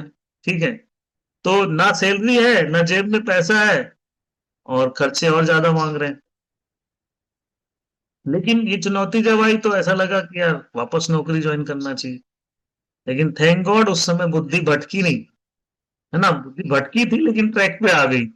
तो ऐसा आपके साथ भी होगा, जब ऐसा जब करेंगे तो आप सोचना, फ्यूचर में सोचना क्या मुझे एक बार और प्रयास करना चाहिए, मुझे और एक बार ट्राई करना चाहिए। जब भी ऐसा हो, जब भी है, एक बार हो या 2 बार हो या 3 बार, जब भी हो आप एक बार, क्या एक बार और ट्राई करना चाहिए। मैंने वही किया था, ये चलो एक बार ट्राई। और मुझे ऐसा लगता है कि अगर दोबारा भी ऐसा हो तो तब भी मैं ही सोचता एक बार और ट्राई करता हूँ, है ना? क्योंकि हार मानने का तो है ही नहीं। जीवन में जो हार गया वो कभी भी आप बड़ा काम नहीं कर सकते, बड़ा इतिहास नहीं लिख सकते। तो जब मेरे साथ ऐसा आया तो मैंने सोचा यार यार चलो एक बार और प्रयास करते हैं, क्या है दिक्कत, मिलना ही तो है, लोगों से बात ही तो करना है। मेरे सीनियर ने एक ही बात कहा था, कोई फर्क नहीं पड़ता सोनी जी, एक ही काम करना, अपना दिन भर में जो है ना, कम से कम कुछ भी हो जाए, महीने के 50 लोगों से मिलना, दिन के 3 तो कम से कम मिलना ही मिलना, है ना? मतलब प्लान दिखाना, एक ही बात मुझे समझाई गई थी। मैं उसको फॉलो कर रहा था, अनजान लोगों को बताता था, अनजान लोगों के साथ तो बिजनेस स्टार्ट हुआ ना। मेरे खानदान में मेरे परिवार के लोग जो यहाँ पर जिनके साथ में काम करने आया था, है ना, मतलब रिलेटिव्स के साथ, वो कोई नहीं शुरू किया, कोई नहीं ज्वाइन किया, अनजान लोगों के साथ काम शुरू किए। तो इसमें समय लगा थोड़ा सा, 4-6 महीना, लेकिन फिर बिजनेस स्टार्ट हो गया, काम चला। और उसके बाद भी ऐसा नहीं कि बिजनेस चला तो फिर एकदम से बिजनेस बूस्ट कर गया, बूम कर गया। फिर भी चुनौतियां आई, लोग तब भी दिमाग खराब हुआ लोगों का बीच बीच में।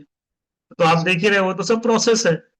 लेकिन आपने अमिताभ बच्चन जी के बारे में बताया कि सब कुछ एकदम चोटी में पहुंचने के बाद भी आप धरातल में आ जाते हैं, उसके बाद भी आपको उठने का जज्बा होना चाहिए आपके अंदर। और लाइफ में जब आप ये करते हैं तभी आप बड़ा, मतलब इतिहास लिख पाते हैं। ठीक है, तो ऐसे मेरी लाइफ में भी है, जब काम करना शुरू किया तो लोगों का दिमाग खराब हुआ, ऐसा नहीं पहले साल में ही हुआ, और भी हुआ और भी हुआ, क्या फर्क पड़ता है? आपके अंदर, आप जीरो से खड़ा करने की अगर आपके अंदर सोच है, पर जज्बा है, तो आप कर लेंगे। आप दोबारा ट्राई करेंगे, दोबारा प्रयास करेंगे, ऐसे मैं क्या करूं, मेरे तो टीम ही नहीं काम करती, मेरे तो टीम मेरा ध्यान ही नहीं देती। अ- आप की तरह ध्यान देते हो, मैं कहूँ तो इसको मैं अगर ऐसा दो, तू की तरह ध्यान देता है। तो आप अपने आप को देखिए, है ना? और अगर अपने आप में हमें भरोसा है तो हमें टीम मिल जाएगी, क्या फर्क पड़ता है? लोग नहीं आने वाले भी आपका साथ लेना शुरू कर देंगे। ठीक है, तो वो मैंने दोबारा जब बाउंस बैक किया तो फिर पलट के नहीं देखना पड़ा। मुझे ही लगता था कि अपना काम जितना जिम्मेदारी के उसको करना है, ईमानदारी से करना है, कभी किसी के साथ गलत नहीं करना है। और हमेशा आपको ना ईश्वर भी तभी आपको कुछ देता है जब आप अच्छी सोच के साथ, अच्छी नीयत के साथ आगे बढ़ते हैं, है ना? तो एक सर्वे रिपोर्ट के अनुसार भारत के 7 से 8 लाख लोग विदेश में जॉब करने जाते हैं, और 90% लोग इतनी ही सैलरी 30-40 हजार के लिए जाते हैं। जब मैंने जॉब क्विट किया तो मेरी सैलरी उस समय 32 हजार रुपए थी, आज मेरे दोस्तों की सैलरी लाख 1.5 लाख रुपए, 1.5 लाख से ऊपर है, जीएम बन के बैठे हैं किसी न किसी कंपनी में। इतनी मेरी भी होती, लेकिन इतनी सैलरी को छोड़ना क्या पॉसिबल था? मतलब आज जिसकी सैलरी 1.5 लाख रुपए है, आप उसको कहो ये बिजनेस कर ले फुल टाइम, करेगा क्या? लेकिन नहीं, ये बात समझ में आई कि मैं लाख रुपए छोड़ूंगा तब तो मैं 8 लाख रुपए महीने या 2 लाख रुपए वीक पे जा पाऊंगा। और वो भी तब, वो जब वो काम करते हैं तब 8 घंटे 10 घंटे। लेकिन हम जब घर में रहते हैं तब ये पॉसिबल हो पाएगा? ये लाइफ जी पाएंगे? तो ये जो पीसफुली मतलब माइंड में सोचोगे, जो माइंड सेट करोगे, तभी आपको घर छोड़ घर छोड़ पाएंगे, है ना? ये मैं भी वही सोचता हूँ कि इतने सारे लोग जो जाते हैं नौकरी छोटे छोटे घर में जाते हैं, मतलब अपना घर छोड़ के परदेश में जाते हैं। देश तो छोड़ो, विदेश जाते हैं लोग इस सैलरी के लिए, है ना? जहां से आने का मतलब कोई ये नहीं होता, फिक्स नहीं होता समय कि कब आएंगे, आएंगे भी कि नहीं आएंगे, आ पाएंगे कि नहीं, मतलब कब आएंगे। तो उसके बाद भी लोग जा रहे हैं, क्योंकि उस समय जब उनको एक ही बात दिखती कि लाइफ में अगर पैसे की बहुत बड़ी अहमियत है और उस पैसे को कमाने के लिए घर छोड़ना पड़ेगा, ये समझ में आता है, तभी वो नौकरी करने जाते हैं बाहर, है ना? तो उसी तरह से आप अगर अपने शहर में रह के जितना बिजनेस आपने करना था कर लिया है, और अब उससे बड़ा अगर करना है, मतलब उसके बड़े दिखाई दे रहे हैं आपको, तो घर छोड़ना ही पड़ेगा। तो जब इतनी कम सैलरी के लोग घर छोड़ते हैं, तो क्या हमें लाखों रुपए हफ्ते के लिए घर नहीं छोड़ना पड़ेगा? पड़ेगा ना। और क्यों छोड़ना चाहिए? देखिए यहाँ पे कारण लेके, जैसे आप एक सिस्टम रन कर रहे हैं, तो यहाँ पर लिखा है कि जब हम देखिए एक ही शहर में काम करते हैं, तो हमारी बहुत सारी समस्याएं हमारे सामने आती है। क्या मतलब समस्या, मतलब किस तरह की चीजों को फेस करना पड़ता है? एक टोकरी में इतने सारे अंडे हैं, और अगर इसमें कोई कोई चीज गिर गई, या मान लेते हैं छत गिर गई या कुछ भी ऐसा हो गया, तो ये सारे के सारे अंडे खत्म हो जाएंगे, है ना? जैसे एक फल, एक टोकरी का फल है, फल की टोकरी है, और उस टोकरी में जो फल है, एक फल खराब होना शुरू हुआ, तो आप कुछ नहीं करेंगे, तो धीरे धीरे वो सारा टोकरी का फल सड़ जाएगा, उसी तरह जैसे वो फल सड़ रहे हैं। लेकिन अगर इन्हीं इन्हीं अंडों को अगर अलग अलग टोकरी में रखा जाए, तो क्या होगा? अब आप कुछ भी करो, एक टोकरी में एक अंडा है, कुछ होगा तो एक अंडे का होगा, बाकी अंडे तो सेफ है ना। वैसे ही फल की टोकरी भी अलग अलग है, तो फिर फल की एक टोकरी में एक फल है, तो दूसरी टोकरी में दूसरा फल है, तो वो उसको कभी भी खराब नहीं करेगा। ठीक उसी तरह से बहुत सारी चीज़ आप समझ पा रहे होंगे, सारा मैं बात कर रहा हूँ मैं, कि अगर कुछ प्रॉब्लम हुआ, तो सारा का सारा जितने भी लोग हैं वहां काम करने वाले, वो सारे के सारे कहीं ना कहीं उस चपेट में आ जाते हैं, उस इफेक्ट में आ जाते हैं, उस साइड इफेक्ट में आ जाते हैं, जिससे आपकी टीम एक बार में ही सब ध्वस्त हो जाती है। तो ऐसा नहीं हुआ तो आप किस्मत वाले हैं। ऐसा नहीं हुआ तो आप किस्मत वाले हैं कि चल रहा है तो चल रहा है। लेकिन बिल्कुल हो सकता है, क्यों नहीं हो सकता है? कोई भी समस्या आ सकती है, कोई भी इस टाइप का आदमी आए जो पूरे नेटवर्क में गंदगी फैला दे, या कोई ऐसा प्रॉब्लम आ जाए जिसकी वजह से लोग निगेटिव हो जाएं। ऐसी कितनी सारी घटनाएं होती है, तो वो घटना आप रोक नहीं सकते। बिल्कुल हो तो सकता है, नहीं हुआ तो आप किस्मत वाले हैं। तो इस बिजनेस को अगर बड़ा करना है, तो आपका अपना बिजनेस अगर कई शहरों में होगा, तो फर्क पड़ेगा, तो कितना पड़ेगा? अभी सोचिए, यहाँ पे मान लो 100 टोकरी, चलिए ये 10 टोकरी, तो 100 में कई बार एग्जाम, 100 में भी समझ में आ जाएगा। 100 टोकरी में अगर एक, मतलब एक कोई टोकरी खराब भी हो गया, एक टोकरी, एक सिस्टम आपका बंद भी हो गया, तो 99% आपका काम एज इट इज ही रहेगा, फर्क नहीं पड़ेगा। लेकिन अगर आप 10 सिस्टम है आपके, 10 सिस्टम में अगर एक भी चला गया, तो 90% आपका बिजनेस रहेगा, 10% खराब होगा।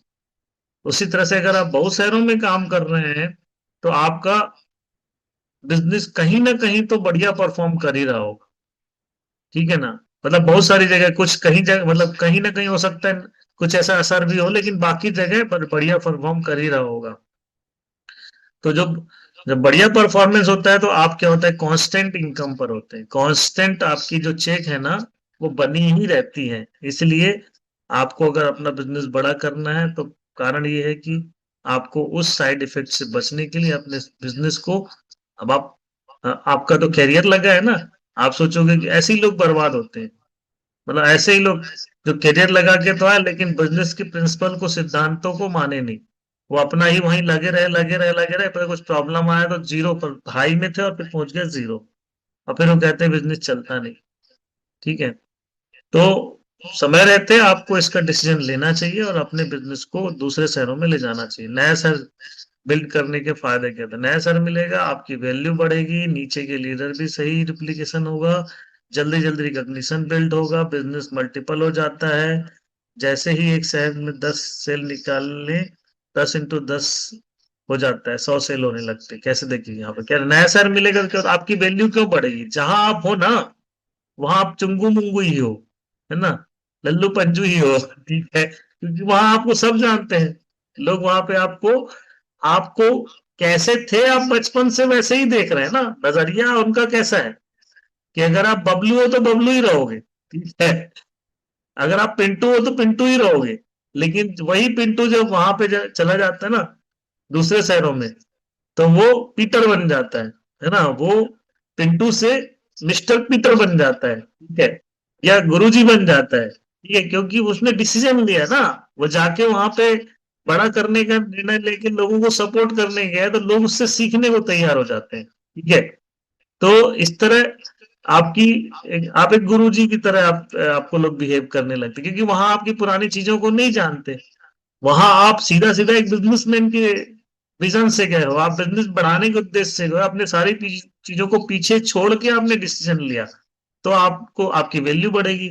नीचे के लीडर इसी वजह से डुप्लीकेट भी कर पाते हैं। अगर आप आपकी पुरानी कुछ गंदी आदतें हैं, अगर आप उसी जगह रह रहे, मतलब मान लेते हैं आप लाइफ में आपने कुछ चीजें ऐसी करी हैं जिसकी वजह से एक छाप छूट गई है आपके आपके समाज में, आपके जान पहचान के लोगों में, तो वो आपको समझेंगे ही नहीं, मानेंगे ही नहीं। ठीक है, कुछ भी कर लो, है ना। लेकिन जब आप बाहर जाते हैं तो पुरानी चीजें नहीं जानते हैं, आप तो एक नया वर्जन लेके गए हैं ना अपना। तो जब नया वर्जन जाते हैं तो उनको केवल वही दिखाई देता है, इसलिए वो डुप्लीकेट भी करते हैं, इजी डुप्लीकेट। जल्दी रिकॉग्निशन बिल्ट होता है आपका। हाँ, जल्दी जब जब डुप्लीकेशन होगा तो बिजनेस ही डुप्लीकेशन का मल्टीप्लाई होने लगता है, 10 से 10 × शायद 100 हो जाते हैं। ठीक है। अब ठीक है, डिसीजन ले लिया करना है तो कैसे करना है देखिए। ऐसे चले गए तो फिर ऐसे नहीं करना है कि हाँ भैया वहां चले गए तो बिल्कुल एकदम आराम से, अब तो हम राजा है। ठीक है ना। लेजी, जो आदमी लेजी रहेगा वो कभी भी बड़ा नहीं कर पाएगा। फिर आराम से उठना, कोई तो अब है नहीं, बॉस तो है ही नहीं कोई जो आपको उठाए। तो हम अपने हिसाब से उठते हैं और अपने हिसाब से काम पे जाते हैं। मैं बहुत सारे लोगों को देखता हूँ फेल होते हैं। लोग क्यों होते हैं? इसीलिए होते हैं। ठीक है, लालची होते हैं। जैसा पैसा तो भर भर के आता है वो आपके पास, ये अकाउंट में आ रहा है डीडी का पैसा। ठीक है। और आपके पास फंड होता है, बहुत सारी चीजें होती हैं। तो जो पैसा होता है ना, वो हमारे हमेशा हमारा नहीं होता है। वो पैसा हमारे सिस्टम का, बिजनेस का पैसा है, और वो हमारा नहीं है। तो लालची नहीं बनना है उसमें, कभी भी उसको अपने खर्चों के लिए यूज नहीं करना है। ये दो कारण ऐसे हैं जिसकी वजह से लोग बर्बाद होते हैं जब नए शहर में काम करने जाते हैं। ठीक है ना। जब नए शहर में काम, और एक और कारण बनता है कि वो ना, एक और चीज है कि लालच एक और चीज का होता है कि जब उसका बिजनेस नहीं चल रहा होता है ना और कोई इसको ऑफर करता है, जिस समय वो जिस समय बिजनेस कई बार उसके पास उतना पैसा नहीं होता है, या उसको अपने फाइनेंशियल क्राइसिस को फेस करना पड़ता है, जिस वक्त उस दौरान उसको लगता है कि मैंने गलत डिसीजन लिया, और उस समय कोई ना कोई उसको आके बोलता है, किसी दूसरी कंपनी का कोई प्लान दिखाने की बात करता है, वो उस समय भटक जाता है। और उस समय जो प्लान है ना, वो ऑफर जो है वो देखता है, और देखता है तो उसको ना उस कंपनी की निगेटिविटी के बारे में नहीं पता चलता, और वो दूर के डोल सुहावने, है ना। मतलब उसको पता नहीं होता है काम तो वहां भी करना पड़ेगा, लेकिन उसको लालच मिलता है, वो कहीं ना कहीं बिकने के लिए तैयार हो जाता है। उसका कैरेक्टर लूज होता है। उसको लगता है कि यार मैं जिस कंपनी में हूँ उस कंपनी का प्रोडक्ट सही नहीं, लीडर सही नहीं, टीम सही नहीं, यहाँ सब कुछ सही मिलेगा, और इस चक्कर में वो जाता है। तीसरा कारण बता रहा हूं मैं, आलसी, लालची और बेवकूफी, है ना। तो वो जब वो प्लान देखता है तो उसको सारी चीजें सही लगती, अच्छी लगती है, और वो चला जाता है। जब तक उसको समझ में आता है तब तक समय निकल चुका होता है। दोस्तों, याद रखिए, हमारी कंपनी का जो प्लान है ना, हमारी कंपनी इतना आसान है, और इतने सारे प्रोडक्ट हैं, इतने ब्रांडेड प्रोडक्ट हैं, तो आप जब वहां जाते हैं, वहां देखते हैं, तब समझ में आता है, तब तक समय निकल चुका था। लेकिन आप आपका कैरेक्टर लूज नहीं करना है, ध्यान रखिएगा। आप कैरेक्टर लूज करने का मतलब है कि ना तो हमें बिजनेस प्लान देखना है और ना ही सुनना है। एक तरफ एक दिशा में हमें आगे बढ़ना है, क्योंकि जिसने भी देखी उसका बुद्धि भटकाया।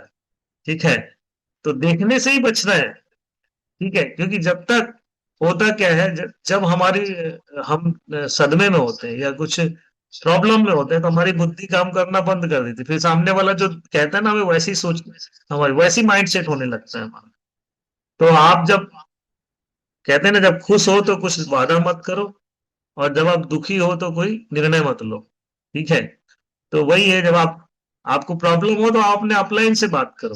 कुछ भी दिक्कत है, कभी भी ना अपना बुद्धि भटका है, और आप आपकी दिशा जो है भटकी है, और आप खुद ही आपका करियर समाप्त किए। मैंने आज तक, मैं देखा हूं, आज तक में जितने भी लोग, चाहे बड़े अच्छे लेवल पे छोड़े हों, चाहे भले किसी भी लेवल पे छोड़े हो, मैंने देखा नहीं कि किसी और जाके कोई सफल हुआ हो, कोई डायमंड बना हो मेरे साथ।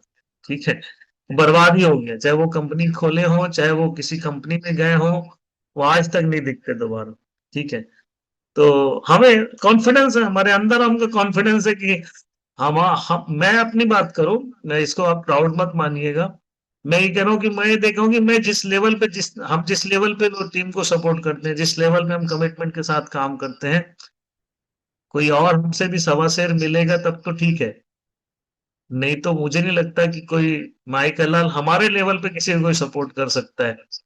और जब वो हमारे साथ सफल नहीं हुआ, तो बाहर कैसे सफल हो सकता है? आपके अंदर विश्वास होना चाहिए, ये चीज है ना।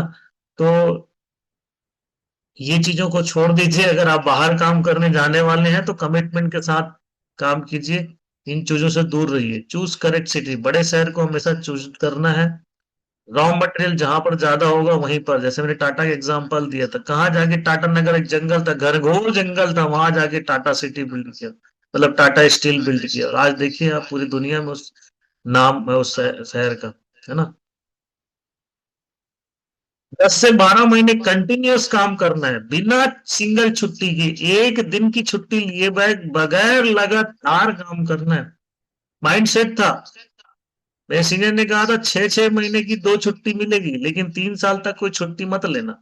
ठीक है, तो इस माइंड सेट के साथ काम करना। जब तक एक रेड क्लब लीडर खड़ा ना कर लूं, उस शहर को छोड़ूंगा नहीं। मैं देखता हूँ लोग 10 दिन काम किए नहीं, घर की याद आ जाती है, बच्चे की याद आ जाती है, बीवी की आ जाती है, बच्चे बीमार हो गए, ये प्रॉब्लम, वो फीस पटानी है, तो कहीं बैंगलोर भेजना है, तो ये है, तो वो है, 10 प्रॉब्लम, है ना। मतलब ऐसे लोग बोलेंगे, मतलब कमिटमेंट के साथ काम ही नहीं कर पाते।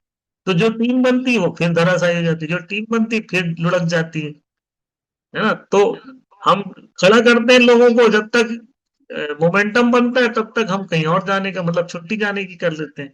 तो कैसे होगा? ऐसा नहीं कि आप, आपके बगैर लोग मर जाएंगे, आप, मतलब कुछ ऐसी प्रॉब्लम हो जाएगी कि आप नहीं। अरे यार, आपके बगैर आप, जब किसी की मृत्यु होती है ना, कमाने घर की कमाने वाले की भी मृत्यु होती है ना, तो 10 12 दिन के बाद, 13 दिन के बाद, तेरही होने के बाद सब अपने काम में लग जाते हैं, किसी को कोई फर्क नहीं पड़ता। याद रखिएगा, सब अपनी आजीविका भी चला लेंगे, सब कुछ अपने आप हो जाएगा। लेकिन आपका आपका खुद का बिजनेस, जिसको आप इतना समय दे रहे हैं, उस बिजनेस में आपको जो सक्सेस के लिए जरूरी चीज है कि आपको अपने टीम को सबसे पहले बिल्ड करना। और टीम अगर बार बार आपकी टीम ग्रो नहीं कर पाती, मर जाती है, या कुछ भी प्रॉब्लम है, उसके पीछे एक कारण तो है कि हम बार बार छुट्टी ले रहे हैं, बार बार घर जा रहे हैं। आप 10 से 12 महीने कहीं भी ऐसी जगह 500 किलोमीटर चूज करो कम से कम, जहां से मुझे आने के लिए भी सोचना पड़े, वापस आने के लिए भी सोचना पड़े। ठीक है, तो ऐसी जगह चूज करना चाहिए आपको, है ना। Don't leave without city without prior intimation of your mentor and upline. कभी भी आप घर, मतलब शहर को छोड़ते हैं, तो आप बिना किसी पूर्व इंफॉर्मेशन के, इंटीमेशन के कभी भी नहीं छोड़ना, क्योंकि आप किसी गाइडलाइन में हो, किसी मेंटरशिप में हो, उनके बगैर बताओ जाओ छुट्टी, क्योंकि तो आप, आपको कोई बॉस तो है नहीं, फिर आप बिना बताए, जब बिना मेंटरशिप में काम कर रहे हैं, तो उसका प्रॉब्लम तो आपको देखने मिलेगा ही। क्या मिलेगा? आप अपने हिसाब से काम कर रहे हैं, एक दिन के लिए छोड़ने से 1 महीने का मोमेंटम में साइड इफेक्ट हो जाता है। ये मैं नहीं बोल रहा हूँ, याद रखिएगा, ये पूरा प्रिंसिपल है, सिद्धांत ही है कि अब एक दिन छोड़ोगे मतलब एक महीने का बिजनेस जीरो, फिर आप करते रहो, है ना, हर दिन ऐसे ही हो, हर बार ऐसे ही होगा। देखिए 400 जो मैंने अभी बोला वो लिखा भी है यहाँ पे, 400 से 500 किलोमीटर का डिस्टेंस होना चाहिए, है ना। और क्या, without create new ruby don't leave city, कम से कम रेड कप एमरल्ड बनने तक आपको शहर नहीं छोड़ना है ना। किसी न किसी टीम में एक आदमी को रेड क्लब बनाओ साला, तब तक नहीं छोड़ूंगा मैं, ठीक है। और 10 से 12 घंटे की दूरी हो आपकी घर की, इतना दूर आपको चूज करना चाहिए। हमारा, और ये 5 बेसिक जो है, 4 बेसिक कभी नहीं छोड़ना है, ये 4 बेसिक कभी नहीं छोड़ना है। हमेशा इनविटेशन कीजिए, प्लान दिखाइए, फॉलो अप कीजिए, और सेल आते ही मतलब ज्वाइन करते ही लोगों को तुरंत FIM कीजिए, है ना। ये 4 बेसिक है, लगातार इस पे ध्यान देना है। जब काम करना शुरू करेंगे तो कुछ लोग आपके हौसले को तोड़ने की कोशिश करेंगे, यही बात कह रहा था ना मैं अभी, जो बिकने को तैयार है, जो अपना मोल लगाने को तैयार है, तभी तो कोई आपको ऑफर दे सकता है, बताइए मुझे। जब हम अपना खुद की वैल्यू गिराते हैं तभी हमें ऑफर मिलना शुरू होता है, तो ऐसे समय ऐसी दिक्कत होती है। वैल्यू कैसे गिरती है, फालतू का काम है, कंपनी आई चली गई, बहुत ऐसी कंपनी आई, प्रोडक्ट महंगा है उनका, ये काम उनका है, जिनके पास कोई काम नहीं है, ऐसी कंपनी है, कुछ दिनों बाद भाग जाती है, क्या गारंटी है कि आप हमारा साथ देंगे, ये काम शहर में नहीं चलेगा, इस शहर में नहीं चलेगा, है ना। ऐसी कंपनी मैंने ज्वाइन किया था, कुछ नहीं हुआ, ठीक है। और बहुत कुछ क्या क्या नहीं बोलते लोग, ठीक है ना। मैं अभी क्या बताऊं कि मुझे क्या क्या सुनने मिला, है ना। मेरे एक अंकल, मतलब फूफा जी बोलते हैं ना, बोले कहाँ आ गया यार, चल मेरे साथ, तेरे को मैं मतलब कितना कमाता है पूछे, मैंने बोला कितना कमाता रहूंगा मैं, उस समय 6-8 महीने हुए थे मुझे, मतलब खर्चा भी नहीं चल रहा था, है ना। कहाँ फंसा है यहाँ पे, चल मेरे साथ, मैं तेरे को काम बताता हूँ, और 20 से 25 हजार रुपए कमा लेगा ऐसे ही, है ना। ये उस समय की बात कर रहा हूँ मैं, जब मतलब सैलरी छोड़ के आया था 35 हजार, और 20 से 25 हजार रुपए मतलब लाखों में खेलेगा आगे चल के, है ना। तो ऐसे ऐसे भटकाव आते हैं, कोई प्लान दिखा देगा आपको, ये देखो यहाँ 1 लाख का काम है, अभी कोई प्लान दिखा देगा, बोलेगा तो 1 लाख से भी डायमंड बनेगा तो पैसा मिलेगा, तुमको आईडी दे देंगे, है ना। और मतलब ऐसे ऐसे भटकाव आए, देखो यहाँ पे लेवल इनकम इतना है। तो मतलब आदमी भटकता कैसे, सोचिए, ये सब चीजें भटकाव है ना। आप हौसले तोड़ने की कोशिश करेंगे लोग आपके, लेकिन आपका हौसला कैसे होना चाहिए, मुट्ठी बांध के निकला हूं, कफन बांध के, ठीक है, और डायमंड बन के दिखाऊंगा, ये वाला होना चाहिए, ठीक है। तो कोई रोक ही नहीं सकता आपको, जब हमारे सारी चीजें हमारी इतनी शानदार है, तो मतलब शंका किस बात का, ठीक है। लिस्ट आप तोड़िए, आपके पास होनी चाहिए जब आप जाते हो तो, प्रोडक्ट आपके पास, लैपटॉप आपके पास होना चाहिए, गाड़ी होनी चाहिए, सभी टूल्स होने चाहिए जो भी पीके है ना। सभी टूल्स को 72 घंटे के अंदर लोगों को प्रोवाइड करना है जो ज्वाइन करे, प्रोजेक्टर होना चाहिए, प्रोजेक्टर स्क्रीन होना चाहिए, जूम, अब हम हमेशा जूम में आपको, आपके पास जूम कर ज्वाइन करने का टूल होना चाहिए, है ना। प्रोडक्ट डेमो जो है, जैसे अब भगवत गीता है, ये जितने भी प्रोडक्ट आप देखें, नोनी है ना, पेन ऑयल है, जिनका भी हम डेमो करते हैं, वो सारे प्रोडक्ट आपके होना चाहिए जब आप जाते हैं। तो ऐसा नहीं कि हाथ झुलाते चले गए, हाँ सर ने बोला तो गाड़ी उठाए, लैपटॉप उठाए, निकल लिए। तो सारी चीजें होनी चाहिए, आपके पास टूल्स भी होने चाहिए, है ना, प्रोजेक्टर प्रोजेक्टर स्क्रीन, सब चीज, जो प्लान दिखाओगे भाई किसका होगा, कौन देगा आपको वहां लाके, और देगा भी तो पैसे लेगा, जितने पैसे में आप महीने भर गुजारा चलाने वाले, तरह वाला फीस ले लेगा आपको। एक दिन प्रोजेक्टर स्क्रीन लगा के देखना, 5 हजार रुपए लेगा। अब 500 रुपए में काम होता है आपका, आपके पास रहेगा तो वन टाइम इन्वेस्टमेंट है, ये लेके जाओ आप, है ना। वहां पे प्लान दिखाओगे, ग्रुप में कभी भी कुछ करोगे तो आपके पास आपका होना चाहिए चीजें, ठीक है। आपके पास आपका लैपटॉप होना चाहिए, गाड़ी होना चाहिए, ठीक है, प्रोडक्ट होना चाहिए, सारी चीजें आपके पास होना ही चाहिए। और जब आप वहां काम करेंगे तो आपको कोर बनाना है, जिनको भी ज्वाइन कराते हैं, 15-20 दिन, 20 की टीम होते ही, 15 से 20 की टीम होते ही आप कोर मीटिंग शुरू कर दीजिए वहां पे, बहुत ही शानदार हमारे बीच किशोर जी हैं, जो लगातार इसमें बहुत ही बढ़िया काम करते हैं, अपनी कोर मीटिंग करते हैं और कोर को लगातार सिखाते हैं, और कोर में जो सिखाते हैं वो इम्प्लीमेंट होता है। इसकी वजह से टीम उनकी सुनती है। और अभी बहुत सारे लोग, जो लोग कर रहे हैं, मैं जिनका नाम नहीं ले पा रहा हूँ, अगर कर रहे हैं तो बहुत अच्छी बात। नहीं तो उन्हें अपनी कोर मीटिंग लगातार करनी चाहिए। 50 की टीम होते ही लगातार सिस्टम वहां पे शुरू कर देना चाहिए, ट्रेनिंग और प्रेजेंटेशन। अभी बहुत सारे लोग अ, केवल संडे ही संडे दोनों करते हैं, बहुत ही बढ़िया बात है। पहले हमारा वेन्यू कैसा होता था, संडे को हम मीटिंग करते, फ्राइडे को ट्रेनिंग करते थे, संडे को सेमिनार करते थे, प्रेजेंटेशन। आज दोनों ही चीजें हो रही है, संडे को हो रही है, बहुत ही बढ़िया, क्योंकि ट्रेनिंग का ऑलरेडी हम जूम पे लोग रोज ट्रेनिंग ले ही रहे हैं। ठीक है। और बीडीसी करना है, हर महीने बीडीसी करना है आपको, हर महीने बीडीसी करना है ना। महीने का एक वीक ऐसा होगा जब मेगा ट्रेनिंग जैसा होना चाहिए, वो बीडीसी है ना। मेगा ट्रेनिंग होगा तो लोग वहां पे रिकॉग्नाइज होंगे, मंच में दिखेंगे, तो दूसरे लोगों को आपका चेहरा दिखाई देगा, आपकी टीम के लोग जब खड़े होंगे वहां मंच में, वो तो इंकरेज करता है, लोगों को प्रोत्साहित करता है आगे। सक्सेस अवार्ड करना चाहिए 3 महीने में एक बार, है ना। ये करना चाहिए कोई भी शो, 6 महीने में मेगा शो करना चाहिए, 6 महीने साल भर में मेगा शो करना चाहिए, सब चीजें जरूरी है। व्हाट टू डू सीरियसली, अपने एक्टिव अपलाइन से रोज बात करना पड़ेगा, अपलाइन से बात करना ही चाहिए, सही ड्रेस कोड में रहे हमेशा, है ना। जो जब आप बाहर निकलते हैं तो आपकी पहचान आपके कपड़े ही होते हैं, है ना। जो गुटखा खाता है, अगर आप किसी के सामने जाके मुंह खोलोगे ना, गुटखा खाने वाला अगर आप किसी के सामने भी जाके बात कर रहे हैं, गुटखा खैनी खाने वाला, तो उसकी जो बदबू है ना, वो समझ जाएगा कि बंदा पहचान जाएगा आप। कोई भी ऐसे आदमी के साथ जब बात कर रहा है और मुंह से गुटखा की बदबू आ रही, कहीं कहीं गुटखे के टुकड़े भी मतलब निकल रहा है मुंह से, सोच के देखिए, ऐसा आदमी से जब आप बात करेंगे तो कैसा लगेगा, प्रोफेशनल लुक आएगा क्या। खैनी खाने वाला आदमी, पता चला साइड में जाके खैनी घिस रहा है ना। तो ऐसे आदमी के साथ कौन करेगा। अब जो खा रहा है, तो ऐसे लोग जो है, धीरे धीरे आदत छूट जाती है यहाँ पे, है ना।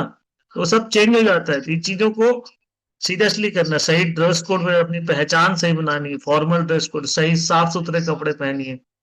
अरे यार, बढ़िया से बढ़िया कपड़े भी लोग है ना, मतलब 500 रुपए में शर्ट पैंट आता है, और वही जो है ना, आपको मतलब मैं कहूँ कि 2,000 खर्च कीजिए और आप पूरे साल भर के लिए अपना कपड़ा मतलब अपने ड्रेस कोड सिलवा सकते हैं आप 2,000 रुपए में।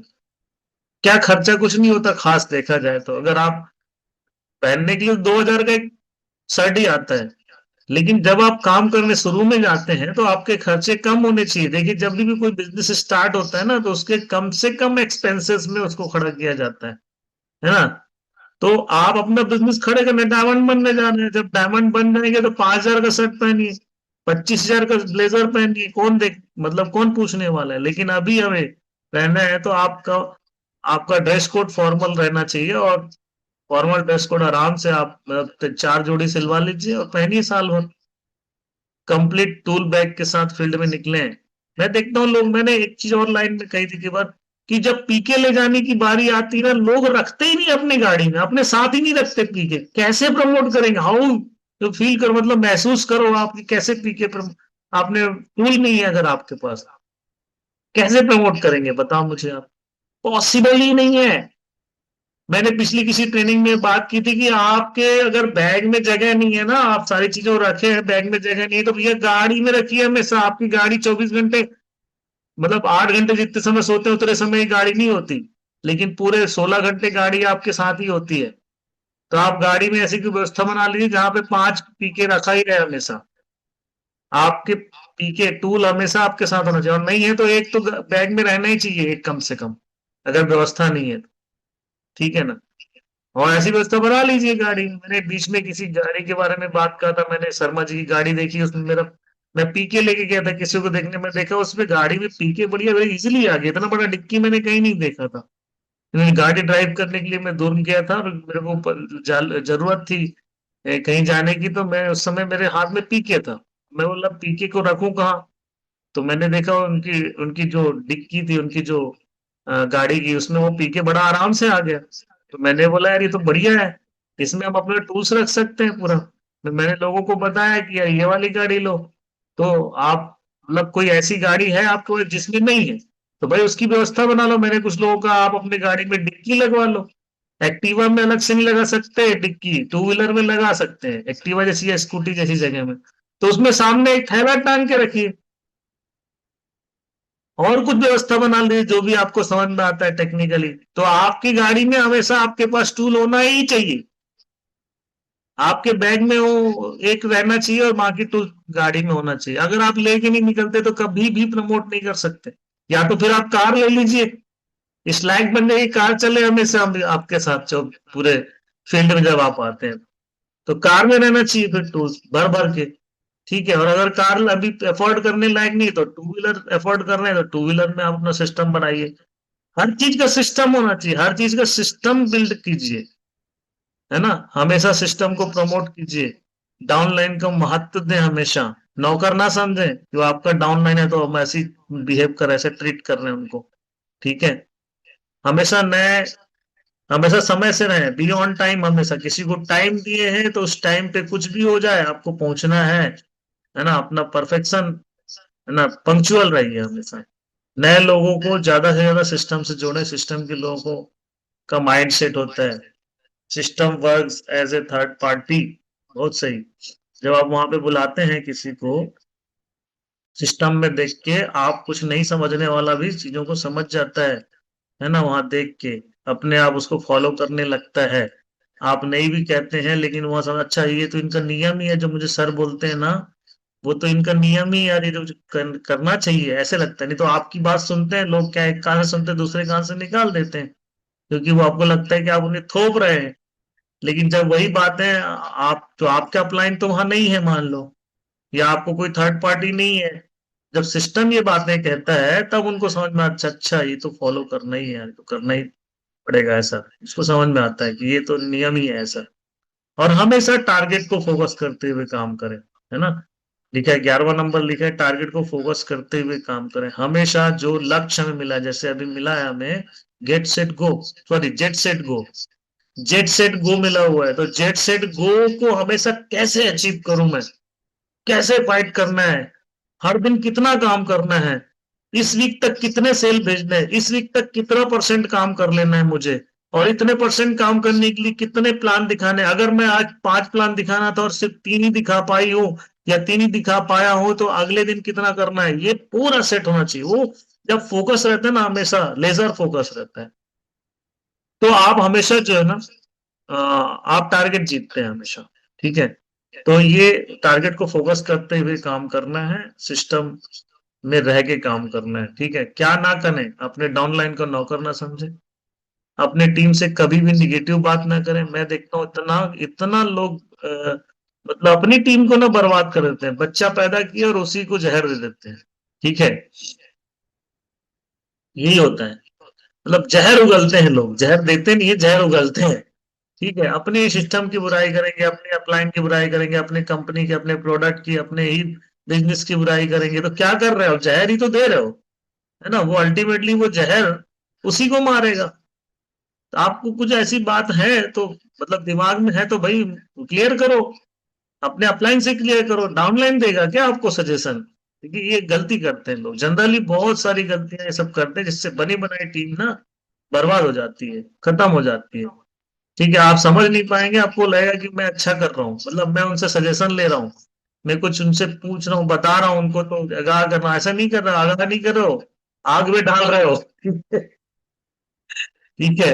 हमेशा अपने लीडर को प्रमोट करें, हमेशा प्रमोशन टीम, मतलब अपने अपलाइन का प्रमोशन हमेशा करते रहें, है ना। और उनको प्रमोट करें, दूर दूर से रह के ही उनको एक बहुत बड़ा इफेक्ट उनका पैदा कर सकते हो। थर्ड पार्टी का इस्तेमाल करते हैं वहाँ। डाउनलाइन के घर पे ना रुके। मैं देखता हूँ बहुत सारे लोग ये गलती करते हैं, बहुत सारे लोग कर रहे हैं और अभी भी कर रहे हैं, कि डाउनलाइन के घर पर रुकते हैं। भाई ठीक है, बिजनेस के लिए गए एक आध बार तो चलो चल गया, शुरू में गए तो, लेकिन आप रह के अगर काम करना है तो कभी भी ये गलती ना करें। किसी भी लीडर की गलत लेन देन ना करें, है ना। मतलब एक कुछ जरूरत पड़ी तो पैसे का लेन देन करने लगते हैं, 1 रुपए का भी लेन देन नहीं होना चाहिए टीम से, टीम के बंदे से, है ना। हम कब कम पड़ने ने, और ऐसी बातें करते हैं यार, पेट्रोल डलाने के लिए दे दो मुझे, मैं कल, अरे भाई क्या इमेज छोड़ रहे हो आप? सोच के देखिए क्या इमेज छोड़ रहे हो। आप बड़ा बिजनेस, लाखों की बिजनेस करने गए हो, आपकी गाड़ी में पेट्रोल नहीं, पेट्रोल की बात करो, 5,000 की जरूरत पड़ी तो उससे मांग ले, ऑनलाइन से मांग ले। क्या है ये? आप क्या लाखों की बात कर रहे हैं और 5,000 नहीं है आपके पास। ठीक है, तो एक माइंड सेट करके जाओ कि भैया 6 महीने कम से कम मुझे काम करना है, हाथ फैलाने की जरूरत नहीं पड़ेगा। 6 महीने में बिजनेस क्या यार, नहीं लगता 6 महीने मेरे भाई। आपको अगर 6 महीने में 50,000 खर्च होना है तो 50,000 जेब में लेके जाओ ना। भिखारी टाइप चले जाएंगे हम वहां पे, और जैसे ही पैसा खत्म होगा डाउनलाइन के हाथ सामने फैलाएंगे। कहाँ से होगा बताइए? नए शहर में जाने के पहले सारी चीजें ध्यान रखना है आपको, कभी भी लेन देन करना ही नहीं है। ठीक है, गलत इफेक्ट जाएगा।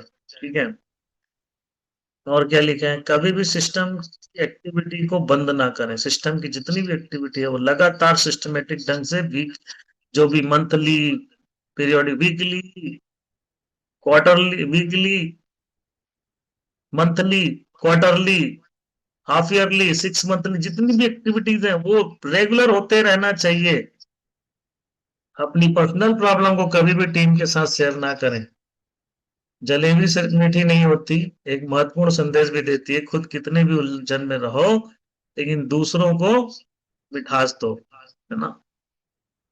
जिम्मेदारी लेनी होगी, जिम्मेदारी लेनी होगी, बड़ी टीम बनाने की, सिखाने की, समस्या सुलझाने की, पॉजिटिव रखने की, 100% सिस्टम में बने रहने की, एक अच्छे अपलाइन और डाउनलाइन बनने की, ये जिम्मेदारी लेनी होगी। Power of system, power of upline और पावर ऑफ थर्ड पार्टीज को समझना है, इसी को प्रमोट करना है हमेशा। एवरी वीक 3 मीटिंग्स होना चाहिए। फ्राइडे ट्रेनिंग हो या ना हो, देखो संडे प्रेजेंटेशन और वीकली FIM और ग्रुप मीटिंग होनी चाहिए। संडे फ्राइडे, संडे की मीटिंग तो होनी चाहिए, और ट्रेनिंग आजकल संडे को ही हम कर रहे हैं। तो अगर फ्राइडे हो रहा है तो बहुत अच्छा, नहीं तो संडे को दोनों चीजें होनी चाहिए आपकी। सक्सेस मंत्र का पेज नंबर 75 पर, सफलता, सफलता एक चुनौती है, स्वीकार करो। क्या कमी रह गई देखो और सुधार करो। जब तक ना सफल हो, नींद चैन को त्यागो तुम। संघर्ष का मैदान छोड़कर मत भागो तुम। कुछ किए बिना जय जयकार नहीं होती, और कोशिश करने वालों को कभी हार नहीं होती। ये लाइन है हरिवंश राय बच्चन। अभी हमने बच्चन साहब की बात भी की, और अभी हरिवंश राय जी का ये लाइन में आज आ गया हमारे सामने। बहुत कुछ सिखा के जाती है। ठीक है, हर अंधेरे के बाद उजाला होता है। जैसे आज विराट कोहली का आप नाम सुनते हैं, क्रिकेट किंग है ना। लेकिन एक दिन क्या था, क्रिकेट, आप हजारों के बीच, हजारों बीज बोते हैं और सारे बीज नहीं उगेंगे। कुछ ऐसे उगेंगे जो आपको बना देंगे। इसलिए बीज बोते रहेंगे, है ना। है ना, जितने भी चीजें हैं, है ना, उसका रख रखाव, कल्टीवेटर या का उसमें कीटनाशक डालना है, उसकी गुड़ाई की निदाई करनी है, उसमें पेस्टिसाइड डालना है, जो भी उसको प्रोटेक्ट करना है बाहरी जानवर से, बाहरी चीजों से, ये सब करते रहिए। कुछ लोग ऐसे आएंगे कि आप, एक बता ना, पूरे देश में बहुत सारे क्राउन एम्बेसडर हैं जो आपकी टीम में आने वाले हैं। लेकिन अगर आप उन तक नहीं पहुंचे तो वो उनकी किस्मत में तो है कि वो बनेंगे भाई, डायमंड बनेंगे, crown crown ambassador, universal crown ambassador बनेंगे। लेकिन वो आपकी टीम में तभी आएंगे जब आप उन तक पहुंचोगे। नहीं तो कोई ना कोई तो बन ही रहा है, 3600 लोग हैं डायमंड। ठीक है, आपको कितने मिल, आपकी टीम में कितने आएंगे, आपको आपको सोचना है, खुद करना है। अगर रास्ता खूबसूरत है तो जरूर जाना है कि वो किस ओर जा रहा है, किस मंजिल को जा रहा है। लेकिन लक्ष्य खूबसूरत है तो रास्ता की परवाह ना करें, बस चलते रहें। हम्म। दूसरों की अपेक्षा आपको सफलता यदि देर से मिले तो निराश नहीं होइए। मकान बनाने से ज्यादा समय महल बनाने में लगता है ना। आपकी किस्मत में आप थोड़ा सा ज्यादा होगा, क्या फर्क पड़ता है। क्यों मैं कह रहा हूँ, देखो अगला लाइन कितना खूबसूरत लिखा है। न कर्तव्यम न कर्माणि, लोकस्य सजति प्रभु, न कर्म फल संयोगम, स्वभाव वस्तु प्रवर्तते। कितना बढ़िया मीनिंग है इसका, पता है? भगवान ना आपके कर्मों की रचना करते, न कर्तव्यों की रचना करते, और न कर्म फल के संयोग की रचना करते। दुख नहीं होगा कभी, इसको आप समझेंगे तो। ये अध्याय 5 की 14वें श्लोक है ना। भगवान श्री कृष्ण कहते हैं अर्जुन को कि ना तो ईश्वर आपके कर्तव्य की रचना करते, न कर्मों की रचना करते, और न कर्म फल के संयोग की रचना करते। स्वभाव वस्तु प्रवर्तते। क्या मतलब है इसका? इसका मतलब है कि जो आपका स्वभाव है ना, आप उसके परबस हुए काम करते हैं, और उससे अनुसार आपको परिणाम मिलता है। तो स्वभाव बनता कैसे है, तो इसको आप पढ़ेंगे, डिटेल में समझ में आएगा। स्वभाव जो बनता है वो पूर्वकृत, जो पहले पुराने जन्म में जो काम किए हम, उसके अनुसार हमारा स्वभाव बनता है, और उस स्वभाव के अनुसार हमारा हमारे आचरण, हमारा अभी का जो इस जन्म का हमारा जो आदत है वो बनते हैं। तो उसके परबस हुए हम काम करते हैं, और उसी हिसाब से हमें परिणाम मिलते हैं। तो क्या इसको सुधारा जा सकता है? बताइए, क्या इसे सुधारा जा सकता है? बिल्कुल सुधारा जा सकता है। इसी को तो बोलते हैं, आप 21 डे फॉर्मूला अपनाइए, इस जन्म में ही सब करके जाइए। अच्छा, अगले जन्म के लिए कुछ नहीं छोड़ना है। अच्छा, ठीक है। तो यहाँ अच्छा अच्छा कर लेंगे, अगले जन्म में सब अच्छा होगा और बढ़िया होगा। तो पता नहीं, आप बोले अगले जन्म में बने नहीं बने, क्या आदमी मुर्गा बने, बकरा बने, किसी के प्लेट में आए, क्या पता। ठीक है। तो नहीं, ऐसा नहीं। अच्छे कर्म करेंगे, अच्छी नियत के साथ आगे बढ़ेंगे, तो महल बनेगा, मकान नहीं। है ना? यही बात है। दूसरों की अपेक्षा अगर आपको देर से मिले तो समझ लेना वो मेरी किस्मत का है ना। और मेरे हिस्से में ज्यादा लिखा है, थोड़ा सा मेहनत। निराश नहीं होना कभी भी। और प्रभु के इस बात को याद रखना। अध्याय 5 श्लोक 14। आप सभी का बहुत बहुत शुक्रिया पैनल में बने रहने के लिए, आज मेरा सेशन को अटेंड करने के लिए। उम्मीद है कि आप बहुत कुछ सीखे होंगे। अगर अच्छा लगा तो स्वीकार कीजिए, नहीं लगा यही छोड़ दीजिए। कई बार गलत, मतलब थोड़ा सा तेज में बात कर देता हूँ, क्योंकि मैं भी स्वभाव के परवश हुए काम कर रहा हूँ, सुधारने की कोशिश कर रहा हूँ। ठीक है, थैंक यू सो मच। आप सभी का बहुत बहुत शुक्रिया। इसी के साथ मैं अपनी वाणी को विराम देता हूँ, और इस सेशन को हम आगे बढ़ाते हैं। Thank you. जय श्री कृष्ण, राधे राधे सर जी। राधे राधे दोस्त, वेलकम। जी सर जी, बहुत ही अच्छा लगा सर जी। आज फिर से पुनः न्यू सिटी को लेकर आपने ट्रेनिंग दी सर जी, बहुत ही इन्हें नॉलेजफुल थी। और कहीं ना कहीं हर एक लीडर को एक मुकाम ऐसा आता है हमारे लाइफ में कि हमें डिसीजन लेना पड़ता है, और उस डिसीजन को लेने से उसका फायदा भी होता है। तो सर जी आपने फायदे भी बताए, और किस कारण से वो विध्वंस भी होता है वो भी सर जी आपने बताया। बहुत अच्छा लगा।